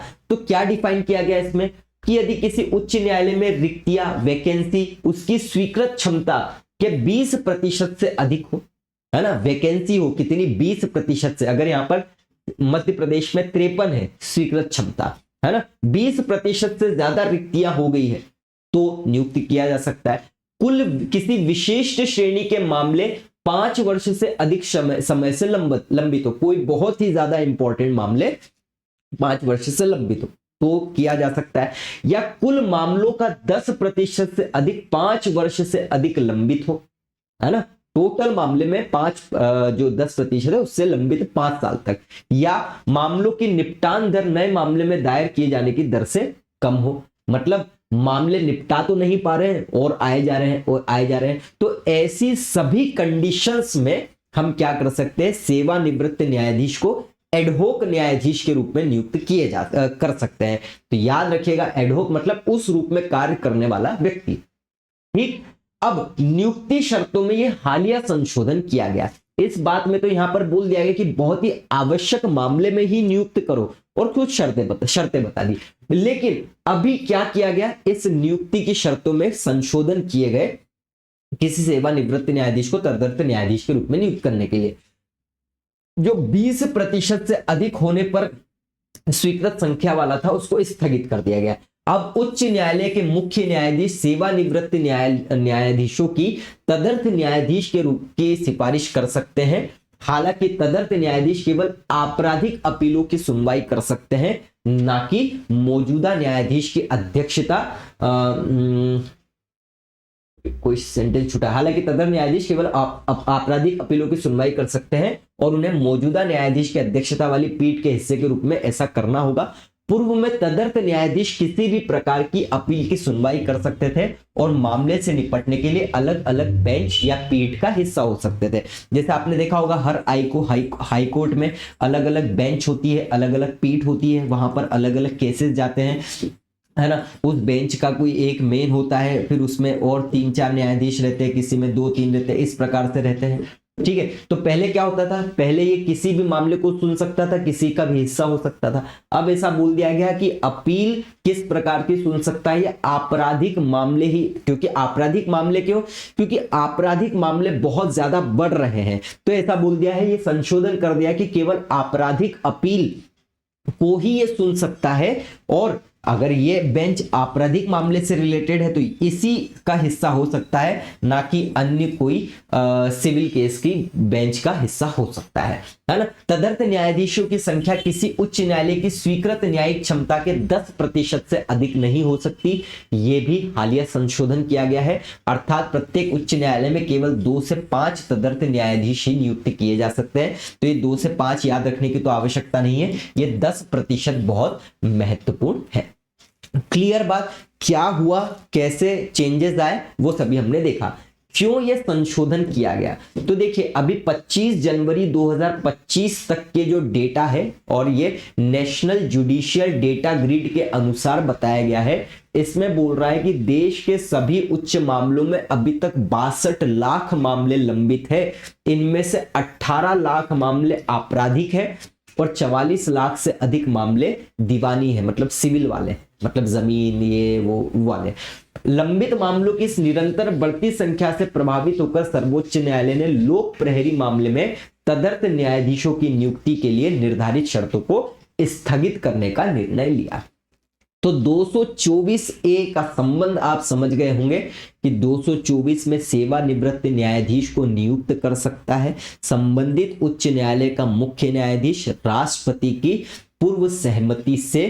क्यों, कैसे, क्या होता है, सब बता दिया है ना। लोक प्रहरी 2021 में कुछ बातें बता दी गई थी कि ये शर्तें होंगी तब किया जा सकता है और आवश्यक तौर पर ही करो। लेकिन जब ये इतने सारे मामले बढ़ते गए तो संशोधन कर दिया गया कि भैया ठीक है, जो लोक प्रहरी में शर्तें बताई गई है उस शर्तों को स्थगित कर दें बस ये याद रखना कि सेवानिवृत्त न्यायाधीश 10% से अधिक नहीं हो सकते हैं।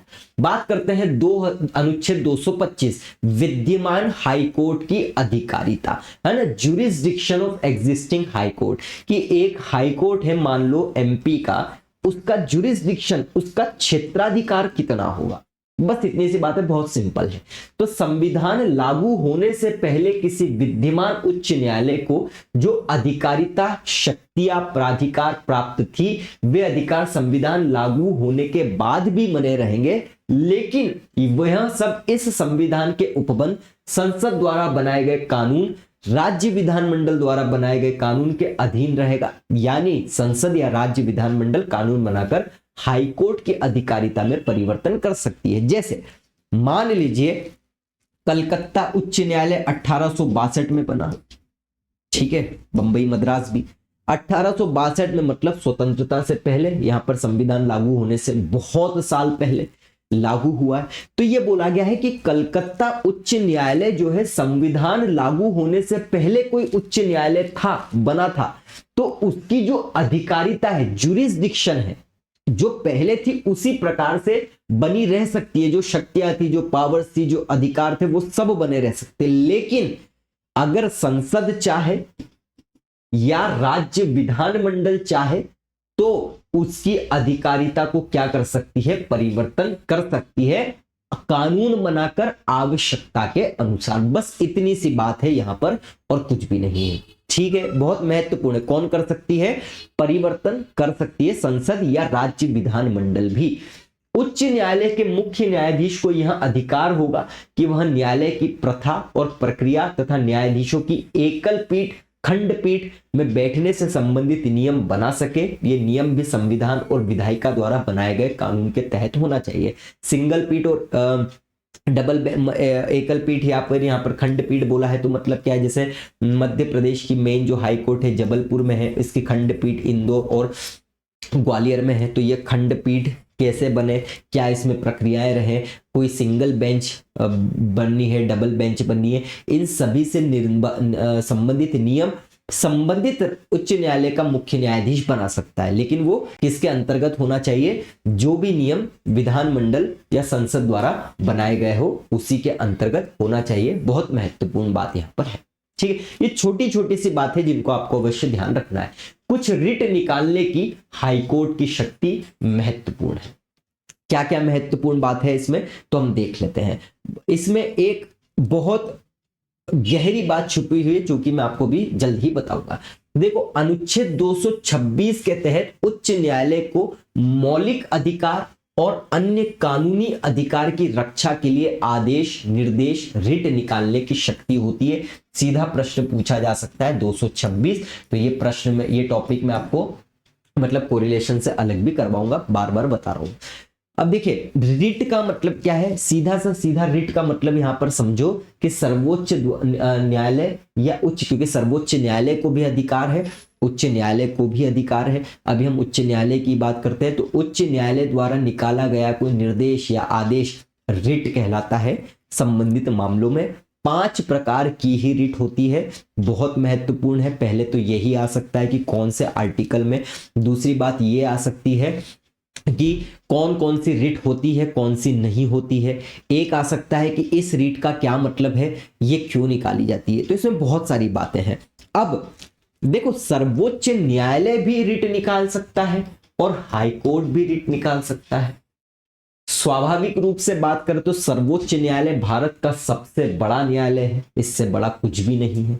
लेकिन फिर भी रिट निकालने के मामले में जो अधिकारिता है, ज्यूरिसडिक्शन है, पावर है, वो हाई कोर्ट के पास ज्यादा है, ना कि सर्वोच्च न्यायालय के पास।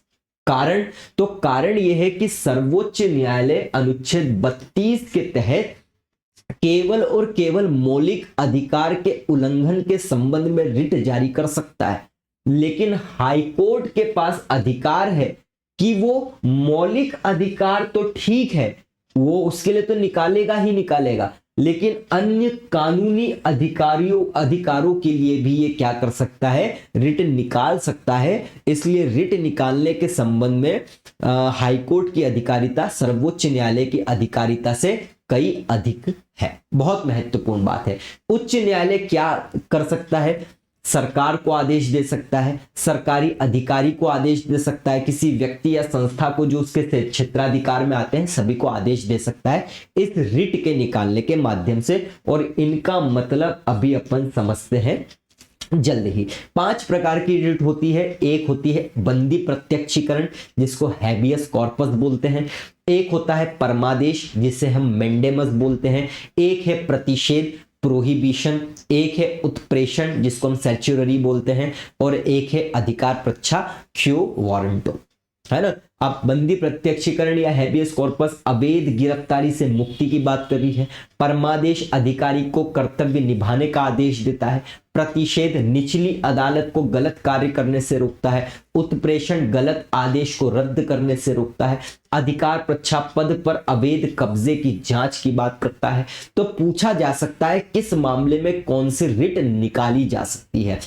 तो चलिए इसको समझ लेते हैं। बहुत ही आसान है। मतलब आप ये समझो कि एक मिनट, ये समझो कि शब्द को समझ जाना। आप इंग्लिश वाले तो आपको शायद पहली बार पढ़ रहे हो तो याद ना हो, धीरे धीरे हो जाएंगे। हिंदी में आप समझ गए तो आप नाम से ही समझ जाओगे कि इस रीट का क्या मतलब है। तो ये सभी रीट 226 के अंतर्गत जारी हो सकती है ना, या इसी के अंतर्गत होती है। फिर हाईकोर्ट तभी हस्तक्षेप करेगा जब उसका मामला उसके क्षेत्र में हुआ हो या कारण का कोई भी भाग उसके क्षेत्र में, मतलब एमपी के अंदर है जुरिस्डिक्शन, जहां जहां तक एमपी हाईकोर्ट की तो वहां तक। अनुच्छेद 226 की शक्ति अनुच्छेद 32 से अधिक व्यापक है, कारण मैं आपको बता ही चुका हूं। रिट देखते हैं तो पहला क्या है? बंदी प्रत्यक्षीकरण। बंदी प्रत्यक्षीकरण वह रिट है जिसके द्वारा न्यायालय किसी व्यक्ति, चाहे वह सार्वजनिक हो या निजी हो, मतलब सरकारी तौर पर या प्राइवेट, को आदेश दे सकता है कि वह बंदी बनाए गए व्यक्ति को न्यायालय के समक्ष प्रस्तुत करे ताकि यह जांच की जा सके कि उसकी हिरासत वैध है या नहीं है। मतलब एक व्यक्ति है जिसको हिरासत में ले लिया गया है। अब बंदी प्रत्यक्षीकरण रिट निकालकर न्यायालय आदेश देगा कि उसको हमारे सामने प्रस्तुत करो। क्यों प्रस्तुत करो? ताकि हम देखें कि वो सही तरीके से उसको लिया है हिरासत में या नहीं लिया है ना। बहुत सारी बातें रहती है इसमें, बस इतनी बातें याद रखो, आपके पार्ट ए के लिए इतना ही जरूरी है। नोट याद रखना, ये रिट जो है निजी व्यक्ति के विरुद्ध भी जारी हो सकती है, क्योंकि निजी व्यक्ति भी ऐसा कर सकते हैं। चलिए, परमादेश वह रिट है जिसके द्वारा न्यायालय किसी लोक प्राधिकारी, है ना, अधिकारी ही होना चाहिए, क्योंकि निजी व्यक्ति के खिलाफ जारी नहीं होता है, उसके विधिक कर्तव्य का पालन करने का आदेश देता है। मतलब परमादेश हमारा परम आदेश है ना, हमारा आदेश है कि आप अगर अपने समय पर अपना काम, जिस काम के लिए आपके कर्तव्य है वो नहीं निभा रहे हो, तो हम आपको आदेश दे रहे हैं कि वो कार्य आप निभाओ। तो ऐसी कंडीशन में परमादेश जारी होता है। प्रतिषेध, नाम से ही पता चल रहा है, प्रतिषेध रोकना, प्रोहिबिट करना। अगर कोई निम्न न्यायालय, हाई कोर्ट से नीचे का न्यायालय है ना, या न्यायिक या अर्ध न्यायिक प्राधिकारी है, कोई ऑथोरिटी है, ऑफिशियल है, तो वो अपने जुरिस्डिक्शन से बाहर कार्य कर रहा है तो उसे रोका जाता है इस रिट के द्वारा। कितनी सिंपल बात है। एक है उत्प्रेषण, सर्च्यूररी। इसका मतलब क्या है? तो उच्च न्यायालय किसी निम्न न्यायालय या अर्ध न्यायिक प्राधिकारी द्वारा पारित अवैध या अधिकार क्षेत्र से दिए गए बाहर के आदेश को रद्द कर सकता है। यह कार्य हो जाने के बाद किया जाता है, क्योंकि जब आदेश दिया जाएगा तो मतलब हो गया। एक यहां पर लिखा है यह कार्य होने से पहले जारी होता है, ये तो बेसिक सी बात है ना, कॉमन सेंस है।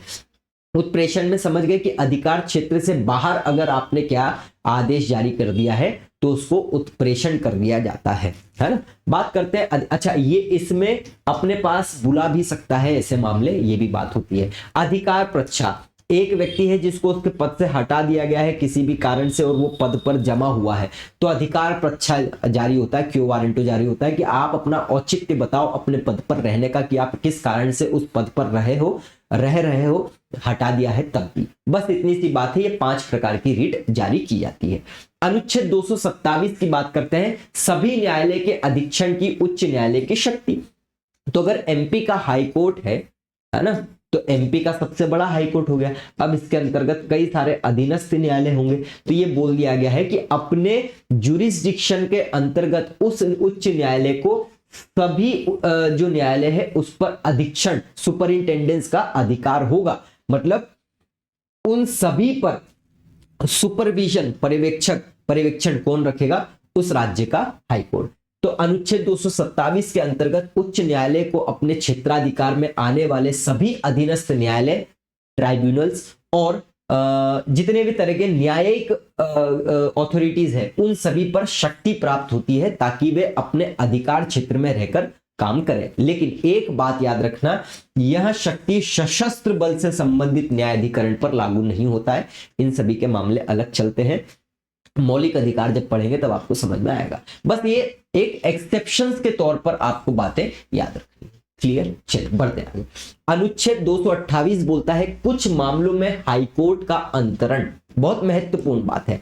अगर हाईकोर्ट को यहां समझ में आ जाए कि उसके अधीन किसी निचली अदालत में चल रहे किसी मामले में संविधान की व्याख्या से जुड़ा कोई महत्वपूर्ण कानूनी प्रश्न छिपा हुआ है और उस प्रश्न का सही उत्तर दिए बिना उस मामले का न्यायपूर्ण निर्णय संभव नहीं है, तो हाईकोर्ट के पास दो विकल्प होते हैं। क्या? तो पहले तो समझ लो कि कोई एक ये हाईकोर्ट है, इससे निचली एमपी में एमपी में कोई सबऑर्डिनेट कोर्ट है, जिला न्यायालय, कुछ भी कोई ऐसी बात चल रही, कोई ऐसा मामला चल रहा है, बात समझ में नहीं आ रही कि संविधान का कोई प्रश्न, संविधान का कोई सारवान प्रश्न छुपा हुआ है जिसके संबंध में ये बात नहीं समझ में आ रही है कि इसकी व्याख्या किस प्रकार से की जाए। तो ऐसे मामले में हाईकोर्ट के पास क्या है? दो विकल्प है। हाईकोर्ट चाहे तो पूरा अपने पास निर्णय मंगा लेगा और उस मामले का निर्णय खुद कर लेगा। इसीलिए बोला गया है कुछ मामलों में हाईकोर्ट का अंतरण। तो ट्रांसफर के संबंध में ये बात, यहां पर मामले का मतलब समझ गए ना, कि अपने से निचली अदालतों से कोई मामला अपने पास ट्रांसफर करवा लेना। कब?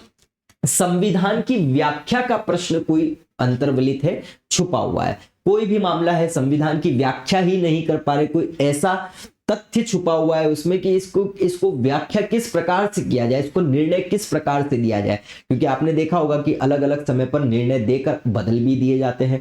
तो ऐसे मामलों में या तो हाईकोर्ट बुला ले और निर्णय दे दे, या तो फिर हाईकोर्ट क्या कर सकता है, उस सारवान प्रश्न जो छुपा हुआ है उसकी व्याख्या सही तरीके से कर दे, ठीक है, पूर्ण रूप से।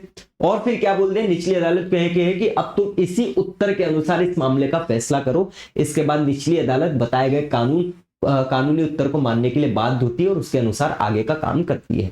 तो हाईकोर्ट क्या कर लेगी, उस संवैधानिक कानून का प्रश्न जो प्रश्न है उसके उत्तर को तय कर देगी, मतलब संविधान के उस प्रश्न की व्याख्या कर देगी और फिर निचली अदालत को भेजकर या निचली अदालत को आदेश देगी कि अब तुम इसी अनुसार आदेश करो। तो ये होता है ट्रांसफर वाला मामला।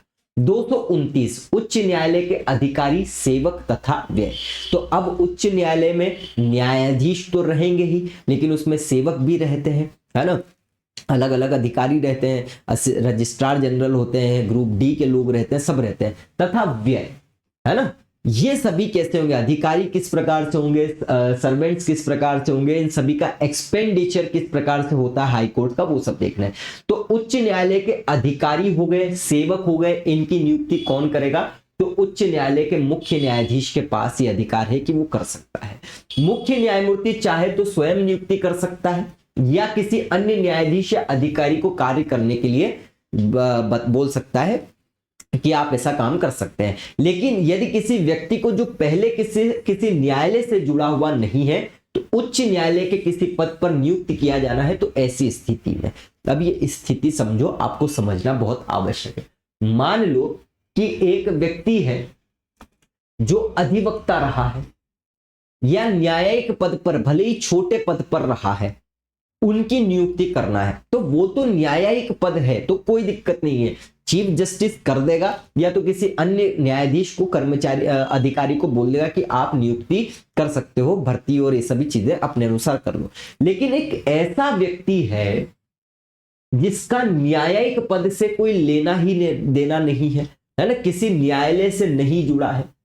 अब न्यायालय से नहीं जुड़ा है तो फिर क्या करें, तो ऐसे मामले में जैसे मान लो कोई भर्ती आई है, आपने एलएलबी करके रखा है ना, एलएलएम करके रखा है, सब चीजें करके रखी है, अब अगर ये सब कर लिया है, लेकिन पहले तो आप न्यायिक पद पर नहीं थे ना, तो फिर ऐसे संबंध में क्या होगा? इसको बहुत अच्छे एग्जांपल से समझो कि एडीपीओ की वैकेंसी आई है अभी, अब एलएलबी कर लिया है, आप एलिजिबल हो, एमपीपीएससी एग्जाम लेगी, भर्ती हो गए आप, लेकिन न्यायिक पद पर पहले तो नहीं थे, तो फिर क्या करेंगे? तो फिर ऐसा बोल दिया गया है कि ऐसे मामले में जहां पर वह व्यक्ति जिसे नियुक्त किया गया है, नियुक्त किया जा रहा है, अगर किसी तरह से न्यायालय से नहीं जुड़ा है तो राज्यपाल राज्य लोक सेवा आयोग से परामर्श करने के बाद उस व्यक्ति से संबंध की नियुक्ति से संबंधित नियम बना सकता है।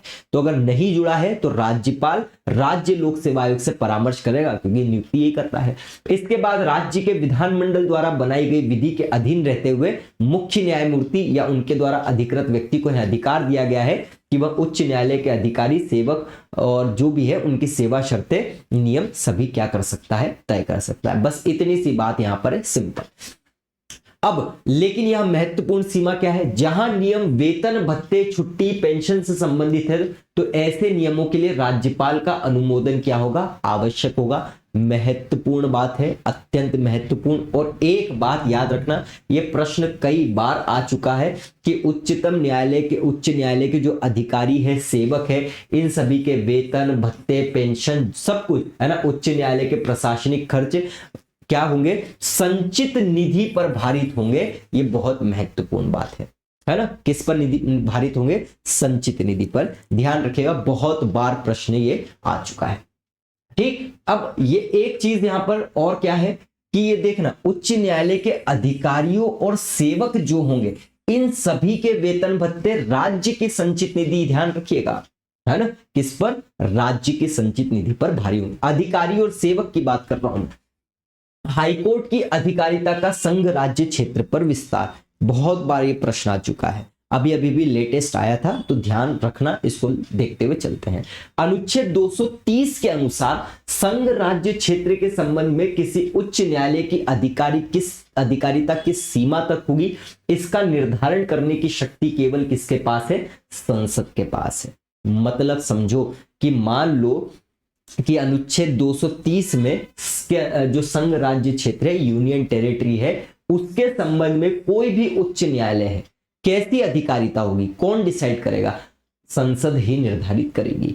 फॉर एग्जाम्पल, एक हाई कोर्ट है एक, ठीक है, इसकी अधिकारिता किसी यूनियन टेरिटरी के क्षेत्र पर किस प्रकार से होगी, इसका निर्णय करने का अधिकार किसको है?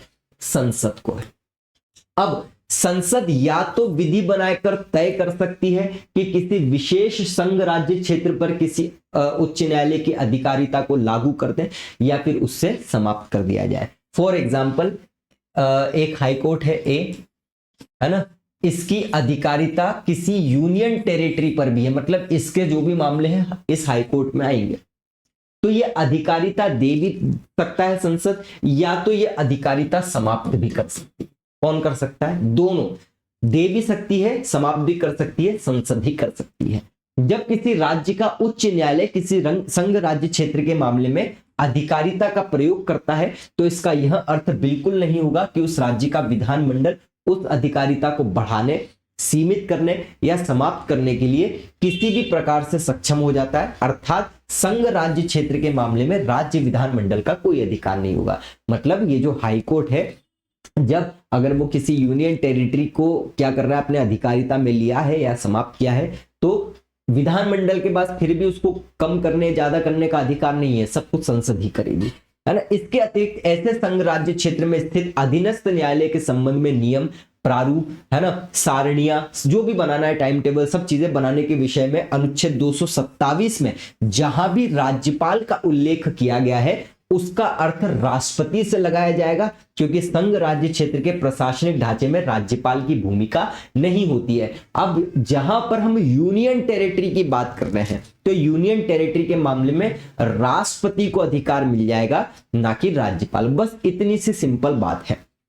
इस प्रकार अनुच्छेद 230 यह स्पष्ट करता है कि संघ राज्य क्षेत्रों में उच्च न्यायालय की अधिकारिता का स्रोत कौन है? संसद है। राज्य विधानमंडल का कोई हस्तक्षेप नहीं होता है और अनुच्छेद 227 से संबंधित मामले में राष्ट्रपति को राज्यपाल के स्थान पर मान लिया जाता है। तो इतने के लिए क्या बात याद रखना है, सीधा सा मतलब है कि किसी संघ राज्य क्षेत्र पर अधिकारिता करनी है तो संसद को ही अधिकार है, ना तो किसी और को।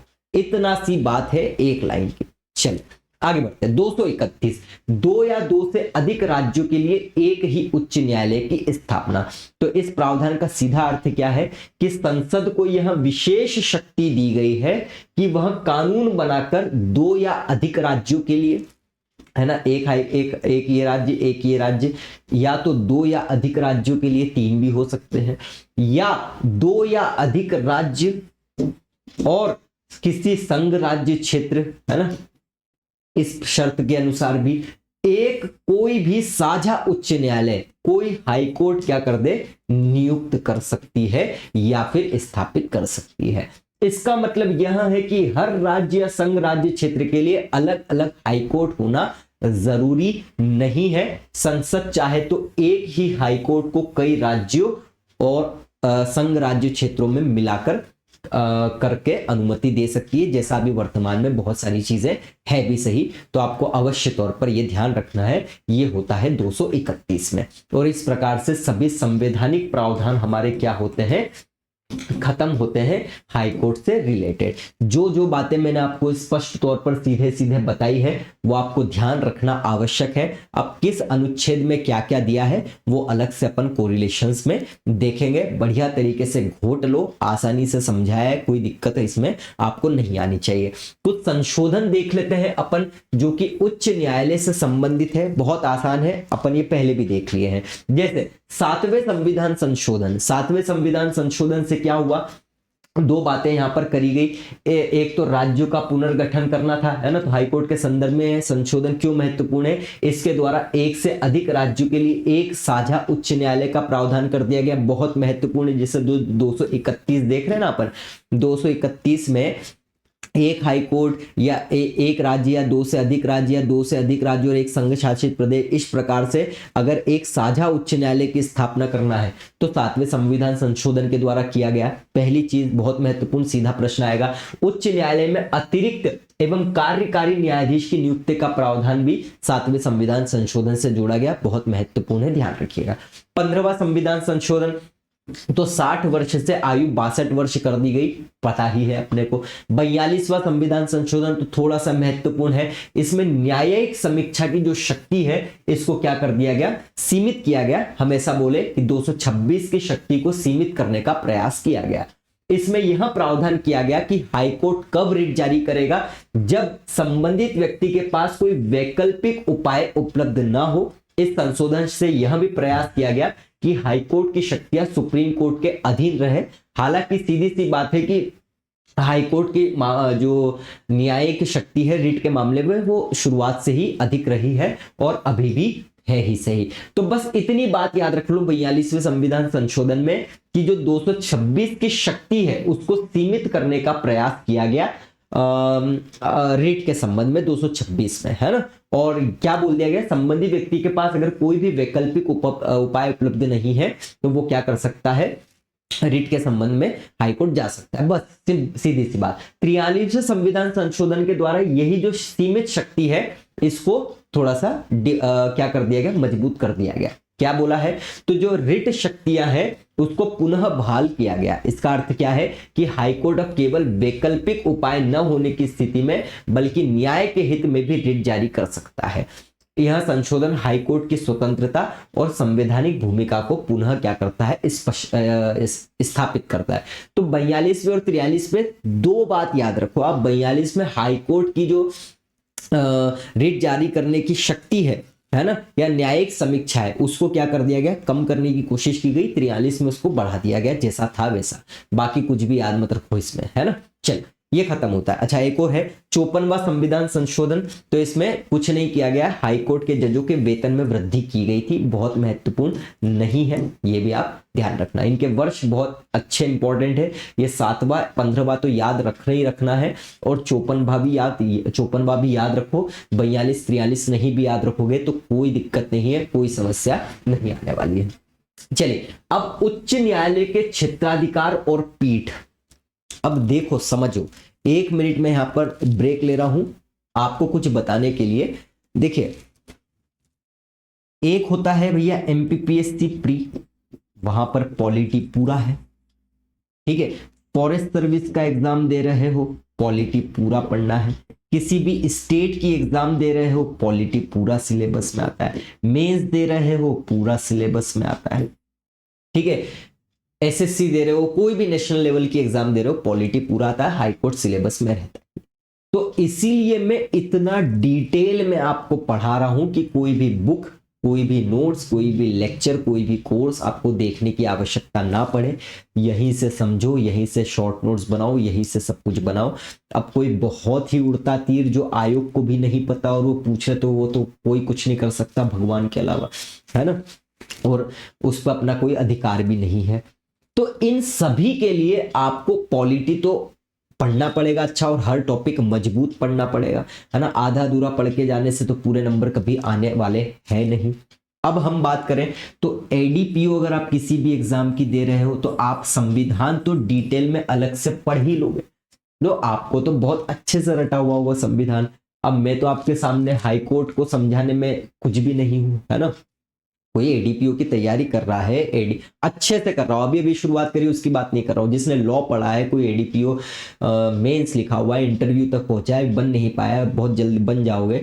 किसी भी एग्जाम की तैयारी कर रहे हो तो मेरा तो लॉ आपसे या संविधान उतना खतरनाक नहीं रहने वाला है ना, और आपको तो इससे भी और डिटेल पढ़ना रहेगा। तो आप फिर ऐसे एडीपीओ या किसी लॉ की तैयारी करने वाले व्यक्ति जो है, उनके लिए जो मैंने समझाया है ये तो उनको सब पता है, तो फिर आपको ऐसी चीजें देखने की आवश्यकता नहीं है क्योंकि आपको सब पता है, ठीक है। लेकिन एडीपीओ के पार्ट ए की अगर हम बात करें तो संवैधानिक प्रावधान तो आप हटा दो, ये सब आपको पता है।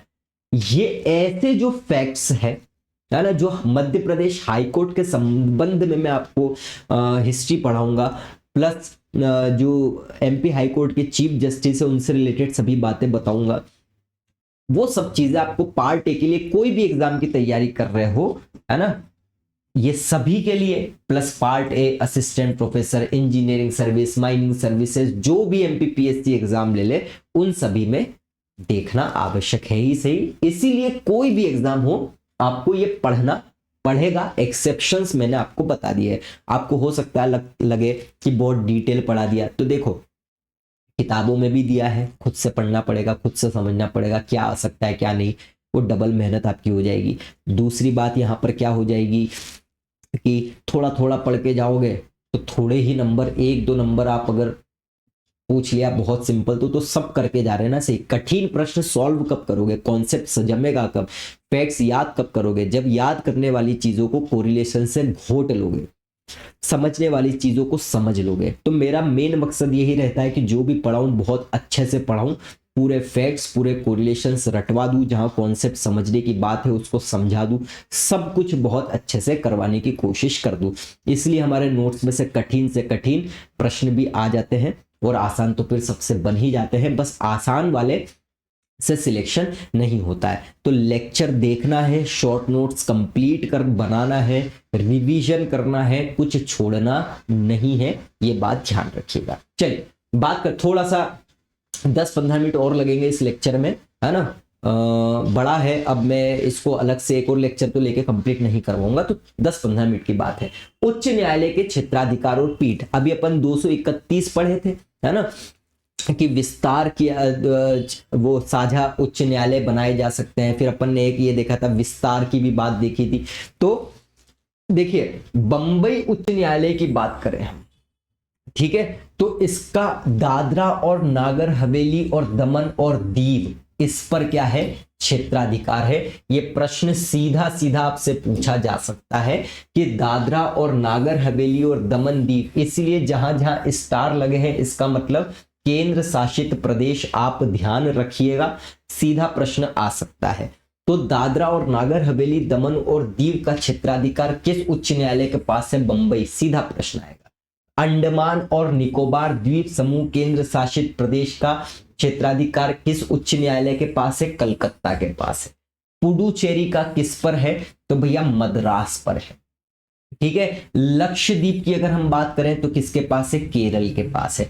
तो पास पास के दे दिए गए उस संबंधित उच्च न्यायालय को, तो ये कॉमन सेंस से आप सही कर सकते हैं।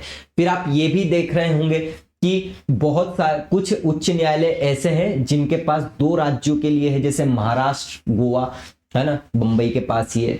फिर हम देखें असम, नागालैंड, मिजोरम, अरुणाचल प्रदेश, तो ये अपना गुवाहाटी उच्च न्यायालय के पास है ना। तो ये आपको ध्यान रखना है, यहां से प्रश्न आपसे अवश्य पूछे जा सकते हैं। फिर जम्मू, पंजाब, हरियाणा, चंडीगढ़ केंद्र शासित प्रदेश है, तो पंजाब हरियाणा हाई कोर्ट के पास है। जम्मू कश्मीर लद्दाख की बात करें तो देखिए जम्मू कश्मीर लद्दाख 1928 में जम्मू और कश्मीर उच्च न्यायालय की स्थापना की गई। जम्मू कश्मीर को 2 केंद्र शासित प्रदेशों में विभाजित करने के बाद वहां अब एक सामान्य उच्च न्यायालय है। मतलब जम्मू और कश्मीर और लद्दाख, इन सभी के लिए, दोनों के लिए क्या है, एक ही उच्च न्यायालय है, जम्मू और कश्मीर। तो बहुत ही इंपॉर्टेंट है, ये पूछा जा सकता है कि कौन निम्न में से कौन से केंद्र शासित प्रदेशों का क्षेत्राधिकार इस उच्च न्यायालय के पास है या किस उच्च न्यायालय के पास है, दोनों पूछे जा सकते हैं, इसलिए आपको ये बताना जरूरी था। और इन्हीं से संबंधित कुछ महत्वपूर्ण तथ्य हम देखते हैं। तो भारत में सर्वप्रथम कलकत्ता, बंबई और मद्रास उच्च न्यायालय में क्या की गई थी, उच्च न्यायालय की स्थापना की गई थी और इनकी एक साथ की गई थी। कलकत्ता हो गया, बंबई हो गया, मद्रास हो गया, इन सभी की 1862 में ही की गई थी, इस उच्च न्यायालय अधिनियम 1861 के द्वारा। लेकिन इन सभी में सबसे पुराना उच्च न्यायालय कौन सा है, तो वो है कलकत्ता उच्च न्यायालय। जुलाई 1862, कहीं कहीं 1 जुलाई दिखेगा, कहीं कहीं 2 जुलाई दिखेगा। तो जुलाई 1862 में क्या की गई थी, इसकी स्थापना। तो भारत का सबसे पुराना हाईकोर्ट कौन सा हो गया, Calcutta high court. Sir Burns peacock जो है ये कलकत्ता उच्च न्यायालय के प्रथम मुख्य न्यायाधीश थे। जबकि अगर हम बात करें तो शंभुनाथ पंडित थे, ये कलकत्ता उच्च न्यायालय के प्रथम भारतीय न्यायाधीश थे। ये सभी फैक्ट्स जो है उड़ते तीर के रूप में आपसे पूछे जा सकते हैं।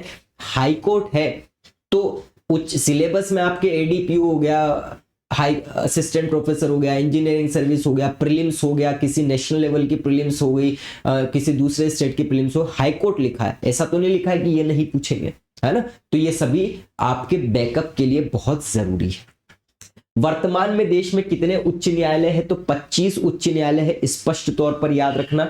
इनमें से 3 उच्च न्यायालय का अधिकार क्षेत्र 1 से अधिक राज्यों पर विस्तारित है। मैं आपको बता चुका हूं कि 3 ऐसे राज्य, जैसे बंबई का गोवा के साथ भी है ना, तो 3 ऐसे हैं जो दूसरे राज्य पर भी अधिकार क्षेत्र रखते हैं। संघ राज्य क्षेत्र में दिल्ली तथा जम्मू कश्मीर और लद्दाख का अपना अपना उच्च न्यायालय है, अपन देख कर आए हैं। बाकी सब दूसरे राज्यों के साथ में अधिकारी क्षेत्र क्या करते हैं, साझा करते हैं। जबकि 5 जो अन्य है वो अलग अलग उच्च न्यायालय में है, ये मैं आपको बता ही चुका हूं। भारत की स्वतंत्रता के बाद स्थापित होने वाला सबसे पहला उच्च न्यायालय कौन सा है, उड़ीसा उच्च न्यायालय है, महत्वपूर्ण है। बात करते हैं इलाहाबाद उच्च न्यायालय जो है न्यायाधीश की संख्या के अनुसार एशिया का सबसे बड़ा उच्च न्यायालय है, ये भी महत्वपूर्ण है। फिर एक बात आती है, भारत का प्रथम पेपरलेस उच्च न्यायालय कौन सा बना, तो गुजरात बना है 2022 में। सभी महत्वपूर्ण तथ्य है। लीला सेठ भारत की पहली महिला थी जो किसी उच्च न्यायालय की मुख्य न्यायाधीश बनी, 1991 में दिल्ली की बनी थी। आगे बात करें तो जैसे 25 उच्च न्यायालय में हम ये बात करते हैं कि आंध्र प्रदेश उच्च न्यायालय ये सबसे नया है। 1 जनवरी 2019 को क्या की गई, इसकी स्थापना की गई। इसमें कुछ बातें समझ लो, है ना। तो 25 के 25 उच्च न्यायालय में आंध्र प्रदेश उच्च न्यायालय सबसे नया है। पहले आंध्र प्रदेश और तेलंगाना, पता ही है आपको कि जून में अलग अलग हुए थे। तो आंध्र प्रदेश और तेलंगाना के लिए हैदराबाद, एक अकेला उच्च न्यायालय था, है ना। बाद में आंध्र प्रदेश पुनर्गठन अधिनियम 2014 के बाद चेंजेस आए, अलग अलग हुए। तो 1 जनवरी 2019 के बाद विभाजन के बाद वही जो हैदराबाद उच्च न्यायालय है तेलंगाना उच्च न्यायालय बन गया और आंध्र प्रदेश उच्च न्यायालय अलग से स्थापित हुआ। तो इस प्रकार तेलंगाना उच्च न्यायालय 24वां और आंध्र प्रदेश उच्च न्यायालय 25वां है। मतलब जब आंध्र प्रदेश और तेलंगाना एक ही थे तो हैदराबाद था, है ना। जब आंध्र प्रदेश और तेलंगाना अलग अलग हुए तो क्या हो गया भैया, तेलंगाना अलग बन गया और आंध्र प्रदेश जो है उच्च न्यायालय अलग बन गया। इतनी सी बात बोली गई है। तो 25वां उच्च न्यायालय लेटेस्ट कौन सा है, आंध्र प्रदेश उच्च न्यायालय है। इतनी बात याद रखो, बाकी कुछ करना है नहीं करना है कोई दिक्कत नहीं है। भारत के संविधान में प्रत्येक राज्य के लिए एक उच्च न्यायालय की व्यवस्था की गई है। मैं आपको बता ही चुका हूं कि 7वें संविधान संशोधन 1956 के द्वारा प्रदान कर दिया गया संसद को अधिकार कि वह 2 या 2 से अधिक राज्यों के लिए या फिर एक संघ शासित प्रदेश के लिए क्या कर सकती है, साझा उच्च न्यायालय नियुक्त कर सकती है। बस इतनी सी बात है। और इस प्रकार से हमारा हाई कोर्ट वाला सिस्टम जो है पूर्ण रूप से क्या होता है, समाप्त होता है। बस आपको करना क्या है, आपके ऊपर है, इतना लेक्चर एक साथ लेना है नहीं लेना है। आप आधा घंटा लो, लेक्चर को बंद कर दो, फिर रिवाइज करो अच्छे से, फिर वो रिवाइज होने के बाद अगले दिन आधा घंटा लो, बांट लो तो आसान हो जाएगा। कुछ भी एक्स्ट्रा करने की आवश्यकता नहीं है और लेक्चर लेकर आपका कई सारा समय बच जाएगा। बात करते हैं हम सब ऑर्डिनेट कोर्ट की, अधीनस्थ न्यायालय की। चूंकि एमपीपीएससी अब कारणों में से प्रश्न पूछ रहा है, डिटेल्ड प्रश्न पूछ रहा है, इन डेप्थ पूछ रहा है। फैक्ट तो है ही सही, वो तो हो जाएंगे आसान, कोई दिक्कत नहीं, कितना भी कठिन पूछ ले, लेकिन डिटेल पढ़ना आवश्यक है। इसलिए मैं आपको इतना डिटेल में पढ़ा रहा हूं। थोड़ा और कम कम पढ़ने वाले जो है रह जाएंगे, बात ध्यान रखना। देखो अधीनस्थ न्यायालय तो 3-4 अनुच्छेद है, सिंपल से, बहुत ज्यादा महत्वपूर्ण बहुत है, कठिन नहीं है ज्यादा। अनुच्छेद 233 जिला न्यायाधीशों की नियुक्ति। सीधा प्रश्न आ सकता है कि जिला न्यायाधीशों की नियुक्ति संविधान के कौन से अनुच्छेद में की जाती है, तो 233 में की जाती है। जब कोरिलेशन हाईकोर्ट वाले कराऊंगा तो ये भी करवा दूंगा। अनुच्छेद 233 यह बताता है कि किसी राज्य में जिला न्यायाधीश की नियुक्ति कौन करता है, तो राज्यपाल करता है। 1000 करोड़ स्टार लगा लेना, लेकिन अपनी मर्जी से नहीं करता है, उसे उस राज्य के उच्च न्यायालय से क्या करना पड़ता है, परामर्श करना पड़ता है। ये बहुत महत्वपूर्ण बात है, तो ये तो कॉमन है। इसके साथ साथ यह भी स्पष्ट किया गया है कि यदि कोई व्यक्ति पहले से राज्य संघ की सेवा में नहीं है तो भी वह जिला न्यायाधीश बन सकता है, लेकिन शर्त क्या है कि वह कम से कम 7 वर्ष से अधिक समय तक अधिवक्ता रहा हो और उसकी नियुक्ति के लिए उच्च न्यायालय ने सिफारिश करी हो। तो सी बहुत सिंपल है, अगर कोई 7 वर्ष से अधिक समय तक अधिवक्ता है और उच्च न्यायालय ने सिफारिश कर दी है तो क्या किया जाएगा, उसे जिला न्यायाधीश बनाया जा सकता है। राज्यपाल करेगा, लेकिन हाईकोर्ट से परामर्श कर लो। लेकिन अगर वो नहीं है, ठीक है, अगर नहीं है तो फिर क्या करेंगे, तो साफ यहां पर बोल दिया गया है कि यदि पहले से राज्य संघ की सेवा में नहीं है तो भी वो बन सकता है, लेकिन शर्त क्या है कि 7 वर्ष तक वो अधिवक्ता के पद पर रहे। तो 2 बात कही गई है सीधी। एक बात तो क्या कही गई है कि अगर कोई न्यायिक पद पर है तो ठीक है, राज्यपाल कर सकता है परामर्श लेकर, है ना, लेकिन नहीं है तो 7 साल तक अधिवक्ता तो रह लो और हाईकोर्ट आपकी सिफारिश कर दे तो आप जिला न्यायाधीश बन सकते हो। इतनी सी बात है। अनुच्छेद 234 न्यायिक सेवा में जिला न्यायाधीश से भिन्न व्यक्तियों की भर्ती। ये वही बात हो जाती है कि अगर कोई न्यायिक पद पर नहीं है तो उसे किस प्रकार से नियुक्त किया जाए, तो उसी सेम बात हो गई कि जिला न्यायाधीश से भिन्न अगर कोई व्यक्ति है तो उसकी भर्ती किस प्रकार से की जाए न्यायिक सेवा में। तो अनुच्छेद 234 का सीधा अर्थ यह है, किसी राज्य में जिला न्यायाधीश के अलावा अन्य कोई भी न्यायिक पद है उस पर नियुक्ति राज्यपाल द्वारा की जाएगी, लेकिन यह अपनी इच्छा से नहीं करेगा, उस राज्य के लोक सेवा आयोग और उच्च न्यायालय से परामर्श करना अनिवार्य होगा। और यह भी कह दिया गया है कि ये नियुक्तियां उस राज्य द्वारा बनाए गए नियम के अनुसार होंगी जिन्हें राज्यपाल निर्धारित करे। तो जिला न्यायाधीशों को तो नियुक्त 233 में कर दिया गया है, राज्यपाल कर देगा। परामर्श किससे कर लेगा? संबंधित उच्च न्यायालय से परामर्श कर लेगा। लेकिन अगर कोई जिला न्यायाधीश नहीं है, उसके अलावा किसी की भर्ती करना है, तो फिर यहां पर लोक सेवा भी आ जाएगी, लोक सेवा आयोग से भी परामर्श करना पड़ेगा। ये बात बोल दी, बाकी सेम टू सेम बात। निचली न्यायिक सेवा में सिविल जज, मुंसिफ आदि जैसे पदों पर भर्ती एक संवैधानिक प्रक्रिया है जिन्हें राज्यपाल, लोक सेवा आयोग और उच्च न्यायालय तीनों के लिए क्या कर देगा? भूमिका सुनिश्चित कर दी गई है। तो याद रखिएगा, जिला न्यायाधीश में लोक सेवा नहीं आएगा, है ना। अगर कोई न्यायिक अन्य सेवा है और जिला न्यायाधीश वाली सेवा नहीं है तो फिर तीनों आ जाएगा। इतनी सी बात है। बात करते हैं 235 अधीनस्थ न्यायालयों पर नियंत्रण। तो 235 एक सीधा और स्पष्ट अर्थ है कि किसी राज्य में जिला न्यायालय और उनके अधीन काम करने वाली जितनी भी न्यायिक अधिकारी है ना, कोई भी सबऑर्डिनेट कोर्ट है या कोई भी सबऑर्डिनेट ऑफिसर्स है न्यायिक पद पर, वो सभी हाई कोर्ट के अधीन होंगे। इसका मतलब न्यायिक अधिकारियों का स्थानांतरण, पदस्थापना, पोस्टिंग, पदोन्नति सब चीजें उच्च न्यायालय ही करेगी। हालांकि यह अनुच्छेद में यह भी स्पष्ट किया गया है कि उच्च न्यायालय का यह नियंत्रण किसी अधिकारी या न्यायिक अधिकारिता की सेवा शर्तों को यदि वे राज्य के कानून द्वारा निर्धारित है समाप्त या कम नहीं कर सकता और ना ही राज्यपाल की शक्ति को प्रभावित करता है जिसके अंतर्गत किसी न्यायिक अधिकारी के विरुद्ध अधिकार उपलब्ध है ना। तो सीधा स्पष्ट तौर पर यह बोल दिया गया है कि अगर सेवा शर्तों से रिलेटेड कोई भी मामला है और राज्य के कानून द्वारा निर्धारित किया गया है तो उसे समाप्त या कम नहीं किया जाएगा। और लास्ट क्या बोल दिया है? यह सुनिश्चित करता है 235 कि अधीनस्थ न्यायपालिका कार्यपालिका के प्रभाव से मुक्त रहे और न्यायिक स्वतंत्रता बनी रहे, है ना। तो अधीनस्थ न्यायालय पर नियंत्रण जितनी भी कोर्ट्स रहेंगी वह सभी हाई कोर्ट के अंतर्गत रहने वाली है।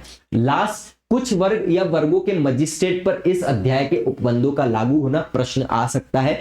ऐसे पढ़ोगे तो कठिन लगेगा, लेकिन समझ लो, यदि किसी राज्य में कुछ मजिस्ट्रेट ऐसे हैं जो जिला न्यायाधीश या अधीनस्थ न्यायाधीश के अधीन काम करते हैं, है ना, मतलब कि जिला न्यायाधीश नहीं है लेकिन फिर भी कुछ मजिस्ट्रेट को ऐसी पावर दी गई है अधीनस्थ न्यायालय के न्यायाधीश जैसी या जिला न्यायाधीश के न्यायाधीश जैसी, तो राज्यपाल निर्णय लेगा कि उसे अनुच्छेद 233 से 236 के जो प्रावधान जिला न्यायाधीश और न्यायिक सेवा में नियुक्त व्यक्तियों पर लागू है वही के वही प्रावधान ऐसे वर्गों के मजिस्ट्रेटों पर भी लागू हो जो इस प्रकार के कार्य कर रहे हो, है ना। लेकिन राज्यपाल ऐसा निर्णय उच्च न्यायालय से परामर्श करके ही लेगा। तो राज्यपाल सब करेगा लेकिन उच्च न्यायालय से परामर्श लेना ही पड़ेगा।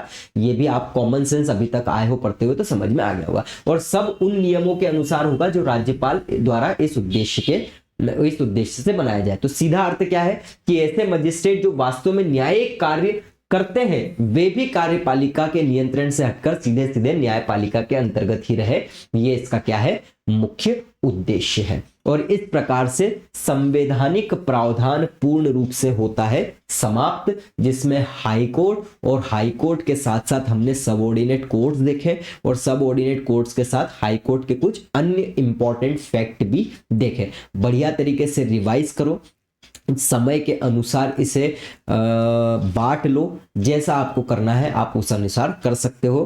कोई भी exam, assistant professor, ADPO, mining, engineering, MPPSC pre, forest service pre, mains, कोई भी एग्जाम जहां पर पॉलिटी में ये सिलेबस में है, कुछ मत करना है इसके अलावा, लेकिन इतना जरूर कर लेना, चैनल को सब्सक्राइब, लाइक, शेयर जरूर कर लो, टेलीग्राम चैनल पर जुड़ जाओ, ऐप को भी आप क्या कर लीजिए डाउनलोड और इंस्टॉल करके रखिए। बहुत जल्द आपको बहुत फायदा मिलने वाला है। थैंक यू सो मच, मिलते हैं अगली क्लास में। जय हिंद, जय भारत, जय महाकाल। Thank you.